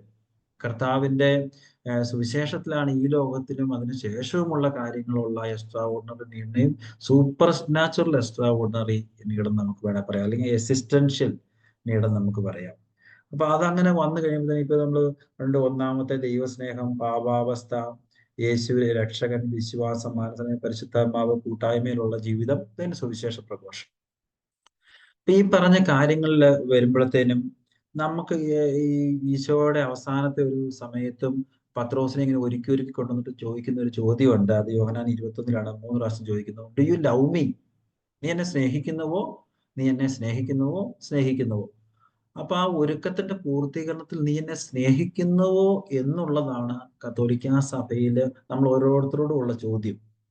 ഇപ്പൊ ആലീസ് കുട്ടിച്ചേച്ചി പറഞ്ഞു വെച്ചപ്പോഴും പറഞ്ഞു, ഇതെല്ലാം പറയാൻ എളുപ്പമാ, കേൾക്കാൻ എളുപ്പമാ, അത് കഴിഞ്ഞിട്ട് നിങ്ങൾ ഇത് നിങ്ങളെ കൊണ്ട് പറ്റുന്ന പോലെ ചെയ്യുന്നുണ്ട്. അപ്പം മിസ്സിയോയിൽ നിങ്ങൾ വന്നിട്ടുള്ളവർക്ക് അറിയാം, അല്ലെങ്കിൽ ഇനി നിങ്ങൾ കൊണ്ടുവരുന്നവർക്ക് എക്സ്പീരിയൻസ് ചെയ്യാൻ നമ്മൾ കടപ്പെട്ടിരിക്കുന്ന ഒരു കാര്യമാണ്. അതിന്റെ താഴത്തെ ഏറ്റവും പ്രധാനപ്പെട്ട റൂമിൽ ഈശോ ദിവ്യകാരുണ്യത്തിൽ എഴുന്നള്ളിക്കുന്നത്. അപ്പം ഇവരൊക്കെ അവന്റെ മുമ്പിൽ നിന്ന് ധ്യാനിക്കുന്ന കാണാൻ എനിക്ക്. അപ്പൊ ഇതിന്റെ എല്ലാത്തിന്റെ ആ രണ്ടാമത്തെ സ്റ്റെപ്പ് എന്താണ്? ദൈവം സ്നേഹമാകുന്നു. ഇത് തിരിച്ചറിഞ്ഞിട്ട് പാവാവസ്ഥയെ കുറിച്ച് നമുക്ക് വേണ്ടി ബോധ്യം വരുന്നു എന്നുള്ളതാണ്. അപ്പൊ പാവാവസ്ഥയുടെ ബോധ്യത്തിലോ ഉടനെ തന്നെ ഈശോയുടെ സാന്നിധ്യം വരുവാണ്. എന്താണ്? കുമ്പസാരം, കൂദാശ. ഉടനെ തന്നെ ഈശോയുടെ സാന്നിധ്യം പൂർണ്ണമായിട്ട് അവിടെ. അപ്പൊ എനിക്ക് പറയാനുള്ള ഒരു പോയിന്റ് ഇതാണ്, നിയോഗ വിശുദ്ധീകരണം എന്ന് പറഞ്ഞാൽ ഈ ഓർഡിനറി നീഡ്സിൽ നമ്മൾ നിൽക്കരുത്. നമ്മുടെ എല്ലാം ടെൻഡൻസിയാണ് ഓർഡിനറി നീഡ്സ്, പണം അല്ലെങ്കിൽ നമ്മുടെ രോഗം, മരണത്തെ ഒഴിവാക്കാനുള്ള കാര്യം, ഇങ്ങനെയുള്ള കാര്യങ്ങളെല്ലാം വരും. അപ്പൊ ആ നിയോഗ വിശുദ്ധീകരണം എങ്ങോട്ട് പോകണം? ഈശോയെ എന്നോട് വ്യക്തിപരമായിട്ട് കണ്ടെത്തി അവസാനം പത്രോസിനോട് ചോദിക്കുകയാണ്, നീ എന്നെ സ്നേഹിക്കുന്നുവോ? സ്നേഹിക്കുന്നെങ്കിൽ ആ സ്നേഹത്തിന്റെ പൂർത്തീകരണം എവിടെയാ ഉള്ളത്? ഈ കൂദാശയിൽ ഉണ്ടെന്നുള്ളതാണ്. അതുകൊണ്ടാണ് ഈ CCC 1324 ഒരു ഇതുണ്ട്. 2 മിനിറ്റ് കൂടെ ഉള്ളൂ. ഇച്ചിരി എനിക്ക് ലേറ്റ് ആണെന്ന് തോന്നുന്നു പറഞ്ഞ സമയത്തേക്കാൾ, അതുകൊണ്ട് 2 മിനിറ്റ് നിർത്തും. 1324 പറയാണ്, വിശുദ്ധ കുർബാന ക്രൈസ്തവ ജീവിതത്തിന്റെ ആകെ ഉറവിടവും അത്യുच्च സ്ഥാനവുമാണ്. മറ്റു കൂദാശകളും സഭാപരമായ എല്ലാ ശുശ്രൂഷകളും പ്രേക്ഷിത ദൗത്യ പ്രവൃത്തികളും കുർബാനയോട് ബന്ധപ്പെട്ടിരിക്കുന്നു, അതിലേക്ക് തിരിഞ്ഞിരിക്കുകയും ചെയ്യുന്നു. എന്തെന്നാൽ സഭയുടെ ആധ്യാത്മിക സമ്പത്ത് മുഴുവൻ, അതായത് നമ്മുടെ സ്പെഷ്യലായ ക്രിസ്തുവിലാണ്. എന്ന് പറഞ്ഞാൽ ഈ ക്രിസ്തു എന്നെ സ്നേഹിക്കുന്നുവോ എന്ന് ചോദിക്കുന്നതിന്റെ അർത്ഥം ഇതാണ്, ഞാനിതാ യോഹന്നാന്റെ സുവിശേഷം 5:56 വരുന്നത്, ഞാൻ എന്നെ ഭക്ഷിക്കണം, എന്നെ സ്വീകരിക്കണം. ഇപ്പൊ നമ്മുടെ ഈ സുവിശേഷ കരിമയെ കുറിച്ച് നമ്മൾ പഠിക്കുന്നുണ്ട്. വിശ്വാസം, മാനസാന്തരം, പരിശുദ്ധാത്മാവ്, കൂട്ടായ്മ. ഈ കൂട്ടായ്മയിലുള്ള ഓരോ ഇൻഡിവിജ്വലിന്റെയും ആനന്ദത്തിന്റെയും സമാധാനത്തിന്റെയും പരിശുദ്ധാത്മാവിലുള്ള പൂർത്തീകരണമാണ് ഈ കൂദാശകളിലേക്ക് ഒരുക്കുന്നത്. അപ്പൊ ആ കൂദാശയിലുള്ള ഈശോയിലും ഇൻഡിവിജ്വൽ ആയിട്ട് നമ്മൾ കൂട്ടായ്മയിലാണ്. ഇപ്പൊ ഓൾറെഡി 51 പേര് ഇതിൻ്റെ അകത്തുണ്ട്, എന്നെ കൂടാതെ 50 പേരുണ്ട്. ഈ 50 പേരുന്ന കൂട്ടായ്മ നമുക്ക് ബോധ്യം വന്ന് ഈ സത്യമാണ് ലോകം മുഴുവൻ പ്രഘോഷിക്കപ്പെടേണ്ടത്. കാരണം ഈ കഴിഞ്ഞ ദിവസത്തെ ഒരു വാർത്ത കണ്ടു, ലോകത്തിലെ മൊത്തം ജനസംഖ്യയുടെ 17.9% ജനം കത്തോലിക്കരായിട്ട് വളർച്ച ഉണ്ടായെന്നാണ് കണ്ടത്. ഇതുവരെ പുറകോട്ട് പോകുന്നതായിരുന്നു നമ്മൾ കണ്ടുകൊണ്ടിരുന്നത്. ഇപ്പം വളർച്ച ഉണ്ടായെന്നൊരു വാർത്തകൾ കേൾക്കുകയാണ്. അതുപോലെ നമ്മുടെ നാട്ടിലല്ല, മറ്റു രാജ്യങ്ങളിൽ കർത്താവ് ഈവൻ നമ്മളെ ആക്രമിക്കുന്നവരെ പോലെ ഒരുക്കിക്കൊണ്ടിരിക്കുക. അപ്പൊ ഇതിന്റെ എല്ലാം ഒരു ആനന്ദത്തിന്റെ പോയിന്റ് ഇൻഡിവിജ്വൽ ആയിട്ട് കണ്ടെത്തി ഈ കൂട്ടായ്മയിൽ വരേണ്ടത് പരിശുദ്ധാത്മാവിൽ ഈ കൂദാശകളിലൂടെ ഉള്ള ഒരു വലിയ സാന്നിധ്യമാണ്. യോഹന്നാൻ 5:56 എന്റെ ശരീരം ഭക്ഷിക്കുകയും എന്റെ രക്തം പാനം ചെയ്യുകയും ചെയ്യുന്നവൻ എന്നിലും ഞാൻ അവനിലും വസിക്കും. ഈ ഒരു കാര്യം എനിക്ക് പറയണമെന്ന് തോന്നിപ്പിച്ചതിന് കാരണം, ഈ ഒരു പരിശുദ്ധാത്മാവിൽ നിറഞ്ഞ ഈശോയിലുള്ള വ്യക്തിപരമായിട്ടുള്ള പൂർണ്ണത, ആനന്ദത്തിന്റെ പൂർണ്ണത സഭ ഉണ്ടെങ്കിലും അടുത്ത കാലങ്ങളിലായിട്ട് നമ്മുടെ ഏറ്റവും ലോകത്തിൽ തന്നെ അടുത്ത കാലങ്ങളിൽ വളർന്ന ഒരു സഭയാണ് കേരള സഭ. അവിടെ തന്നെ നമുക്കറിയാം കൂദാശകളിലുള്ള സാന്നിധ്യത്തെ കുറച്ചൊക്കെ അവഗണിക്കുന്ന ഒരു മേഖലയുണ്ട്. അപ്പം ഈ സുവിശേഷ ഈ കർത്താവിനോട് ഇങ്ങനെ ഞാൻ ഈശോ ഇവിടെ ഉണ്ട്, കൂദാശയിലുണ്ട്, സാന്നിധ്യത്തിലുണ്ട്, വചനത്തിലുണ്ട്, ഇതെല്ലാം പറഞ്ഞു പോകുമ്പോൾ നമ്മൾ തന്നെ വ്യക്തിപരമായിട്ട് ഈ ചെറുതായിട്ട് പുറകോട്ട് പോകുന്ന ആനന്ദത്തിന്റെ പൂർണ്ണത അല്ലെങ്കിൽ കൂദാശയിലുള്ള സാന്നിധ്യത്തെ കുമ്പസാരം, അത് ഏറ്റവും പരമാനന്ദം കുർബാന എന്ന് പറഞ്ഞു. അതിൽ നിന്നുള്ള ആ ആനന്ദത്തിൽ നിന്നാണ് ഈ പ്രൊക്ലമേഷൻ അൺഎൻഡിങ് പോയിന്റ് വരുന്നത്. അല്ലെങ്കിൽ നമുക്ക് ഇടയ്ക്കിടയ്ക്ക് പുറകോട്ട് വലിക്കേണ്ട വരും. അപ്പൊ ആ ഒരു പരിശുദ്ധാത്മാവിന്റെ സഹായത്തോടെ വിശുദ്ധ കുർബാനയുടെ ആ സാന്നിധ്യത്തില് ഈ വചനം ഈശോയില് love of Christ impels me എന്നാണ് 2 കൊറിന്ത്യൻസ് 5:14 പറയുന്നത്. ക്രിസ്തുവിന്റെ സ്നേഹം കുർബാനയിൽ പൂർണ്ണത, അല്ലെങ്കിൽ മറ്റു കൂദാശകളിലൂടെ അതിലൂടെയുള്ള കൂടുതലായിട്ടുള്ള. അപ്പൊ ആ ആനന്ദത്തിൽ നിന്നാണ്. അപ്പം ഈ ഒരു കാര്യമാണ് നമ്മുടെ ഈ ഇവർ ചെയ്യുന്ന ഈ വലിയൊരു പ്രവർത്തനമാണ്. ഞാനിപ്പം അത് കഴിഞ്ഞ് ഇങ്ങോട്ട് ഒരുപാട് കഴിഞ്ഞ് മാനസിക രോഗികളെ നോക്കാൻ പോയി, വഴി കിടക്കുന്നവരെടുത്ത് നോക്കാൻ പോയി, ഇപ്പൊ സ്കൂളിൽ വന്നിരിക്കുകയാണ്. അപ്പൊ ഈ പറഞ്ഞ ഈശോയുടെ വചനമൊന്നും നേരിട്ട് പറയാനൊന്നും എനിക്ക് പോസിബിലിറ്റി ഇല്ല. ഞാനിപ്പോ ഇതെല്ലാം അങ്ങനെ. അപ്പം ഇവർക്കൊക്കെ വലിയ ഭാഗ്യമുണ്ട് നിങ്ങൾക്ക്. അതുപോലെ തന്നെ നിങ്ങളുടെ ദൗത്യമാണ്, അതുപോലെ തന്നെ ഞങ്ങൾക്ക് അതിലും വലിയ ദൗത്യമാണ്. ഞാനപ്പോ അതിന് വേണ്ടിയിട്ട് ഇങ്ങനെ പ്രാർത്ഥിക്കുന്നുണ്ട്, കർത്താവ് എനിക്ക് ഇതുപോലെ നേരിട്ട് വചനമായിട്ട് പറയാനും ഈശോയുടെ കൗദാശിക സാന്നിധ്യത്തെ വേദനിപ്പിക്കാതെ നമ്മൾ തന്നെ അതിൽ ആനന്ദം കണ്ടെത്താനും മറ്റു സഭയിലെ വലിയ പിഴവിലേക്ക് അതിനും കാരണമാകും. കാരണം ഇത് പ്രഘോഷിച്ചു പോകുമ്പോഴത്തേനും കത്തോലിക്ക സഭയും മറ്റു സഭയായിട്ട് വലിയ മാറ്റമില്ലാതെ വരും. അതുപോലെ തന്നെ ഇത് സ്വീകരിച്ച് ഈശോയുടെ സാന്നിധ്യത്തിൽ വിശുദ്ധീകരണം നടക്കുമ്പോൾ മാത്രമാണ് നമുക്ക് നമ്മളെ പൂർണ്ണതയിലേക്കുള്ള ഒരു കാര്യം വരുന്നത്. അപ്പോൾ ഒരു കാര്യത്തിലേക്ക് നിങ്ങളെല്ലാവരും ദൈവം അനുഗ്രഹിക്കട്ടെ. പരിശുദ്ധാത്മാവിന്റെ സഹായത്തോടെ ആ വ്യക്തിപരമായിട്ടുള്ള ഒരു ആനന്ദത്തിന്റെ പൂർണ്ണത, എന്നിട്ട് സഭയിലുള്ള ആനന്ദം പരിശുദ്ധാത്മാവുള്ള അതിന് ഇടവരുത്തട്ടെ എന്ന് നമുക്ക് പരസ്പരം പ്രാർത്ഥിക്കാം. നിങ്ങളെല്ലാവരും എൻ്റെ മിഷന് വേണ്ടി പ്രാർത്ഥിക്കണം. പറ്റുന്ന പോലെയൊക്കെ ഞാനും ഇനിയും നമുക്ക് ഒരുമിച്ച് പ്രവർത്തിക്കാം. പിതാവിന്റെ ആശീർവാദത്തിന്റെ സമയത്ത് ഞാൻ ഉണ്ടായിരുന്നു. അപ്പം പിതാവിന്റെ ആശീർവാദത്തോട് ചേർത്ത് വെച്ചുകൊണ്ടും നിങ്ങളുടെ എല്ലാം കൃപാവരം എനിക്കിപ്പോൾ അതിനേക്കാളും കൂടുതൽ, അല്ലെങ്കിൽ അങ്ങനെ പറയേണ്ട കാര്യം ഇല്ലെങ്കിലും വചന പ്രഘോഷണത്തിന്റെ മേഖലയിൽ നിങ്ങളെല്ലാം ഒത്തിരി മുൻപന്തിയിലാണ് നേരിട്ടുള്ളത്. ഞാൻ ഇൻഡയറക്റ്റ് ആയിട്ട് പറയുന്നത് അതിൽ ഞാനൊരു സബ്സ്റ്റിറ്റ്യൂഷനായിട്ടാണ് കാണുന്നത്. അപ്പോൾ എനിക്ക് കിട്ടിയിരിക്കുന്ന പൗരോഹിത്യ അധികാരം ഉപയോഗിച്ച് തിരുസഭയോട് ചേർന്ന് നമുക്ക് പ്രാർത്ഥിക്കാം. കർത്താവായ യേശു ക്രിസ്തുവേ, ദിവ്യകാരുണ്യ ഈശോയെ, പരിശുദ്ധാത്മാവ് സഹായത്തിൽ ഞങ്ങളിതാ നിന്റെ മുമ്പിൽ ഞങ്ങളെ ഓരോരുത്തരെയും സമർപ്പിക്കുന്നു. ഞങ്ങളെല്ലാം വിശദീകരിക്കുന്നതിനെ ഓർത്ത് നന്ദി പറയുന്നു. ഞങ്ങളെല്ലാം ആനന്ദിപ്പിക്കുന്നതിനെ ഓർത്ത് നന്ദി പറയുന്നു. ഞങ്ങളെല്ലാം രക്ഷിച്ചതിനെ ഓർത്ത് നന്ദി പറയുന്നു. ഞങ്ങളുമായിട്ട് ബന്ധപ്പെട്ട എല്ലാവരെയും, ഞങ്ങളുടെ ഉദ്യമങ്ങളെയും എല്ലാം നിന്റെ പരിശുദ്ധാത്മാവിനാൽ നവീകരിക്കണമേ, വിശദീകരിക്കണമേ, ശക്തിപ്പെടുത്തണമേ. നിന്റെ സ്നേഹത്താൽ 2 കൊരിന്തോസ് 5:14 പറയുന്ന പോലെ ക്രിസ്തുവിന്റെ സ്നേഹം എന്നെ ഉത്തേജിപ്പിക്കട്ടെ. അങ്ങനെ ഈ സമൂഹം വലിയ അതിർത്തികൾ വരെ പോകുന്നതിന് ഇടയാകട്ടെ എന്ന് പ്രാർത്ഥിക്കുന്നു. അമ്മേ, വിമല ഹൃദയമേ, വിശുദ്ധ പിതാവേ, സകല വിശുദ്ധരെ, മാലാഖമാരെ, രക്തസാക്ഷികളെ, ഞങ്ങൾ അർപ്പിച്ചതും അർപ്പിക്കേണ്ടതുമായ എല്ലാ നിയമങ്ങൾക്ക് വേണ്ടി മാധ്യസ്ഥം വഹിക്കണമേ. നമുക്ക് എല്ലാവർക്കും കർത്താവിന്റെ തിരുകരം നമ്മുടെ മേലുണ്ടാകുന്നതിന് വേണ്ടി പ്രാർത്ഥിക്കാം. നമ്മുടെ കർത്താവ് ഈശോ മിശിഹായുടെ കൃപയും പിതാവായ ദൈവത്തിന്റെ സ്നേഹവും പരിശുദ്ധാത്മാവിന്റെ സഹവാസവും നാം എല്ലാവരോടും കൂടെ ഉണ്ടായിരിക്കട്ടെ. പ്രത്യേകിച്ച് നമ്മുടെ ഈ മിഷന്റെ മേലുണ്ടായിരിക്കട്ടെ, ഇപ്പോഴും എപ്പോഴും എന്നേക്കും. ആമേൻ. ഈശോ മിശിഹായ്ക്ക് സ്തുതിയായിരിക്കട്ടെ.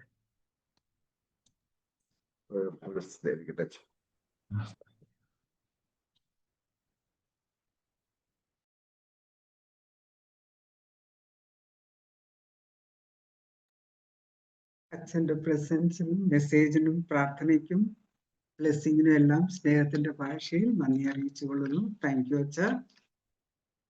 നമ്മൾ കേവലം വചനം ശ്രവിക്കുന്നവർ മാത്രമാകാതെ വചനം ജീവിക്കുകയും വചനമാകുന്ന പ്രകാശം മറ്റുള്ളവരിലേക്ക് പകർന്നു കൊടുക്കുവാനുള്ള ഉപകരണങ്ങളായി നമ്മളെ ഓരോരുത്തരെയും മാറ്റണമേ എന്ന പ്രാർത്ഥനയോടെ ഈ സെഷൻ കൺക്ലൂഡ് ചെയ്യാം.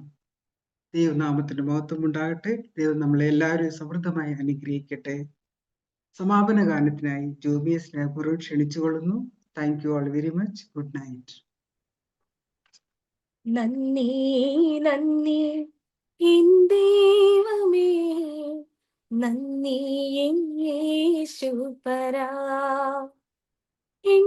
എണ്ണമില്ലാതുള്ള നന്മകൾക്കും അത്ഭുതമാർന്ന നിൻ സ്നേഹത്തിനും നന്ദി നന്ദി എൻ ദൈവമേ, നന്ദി എൻ യേശുപരാ.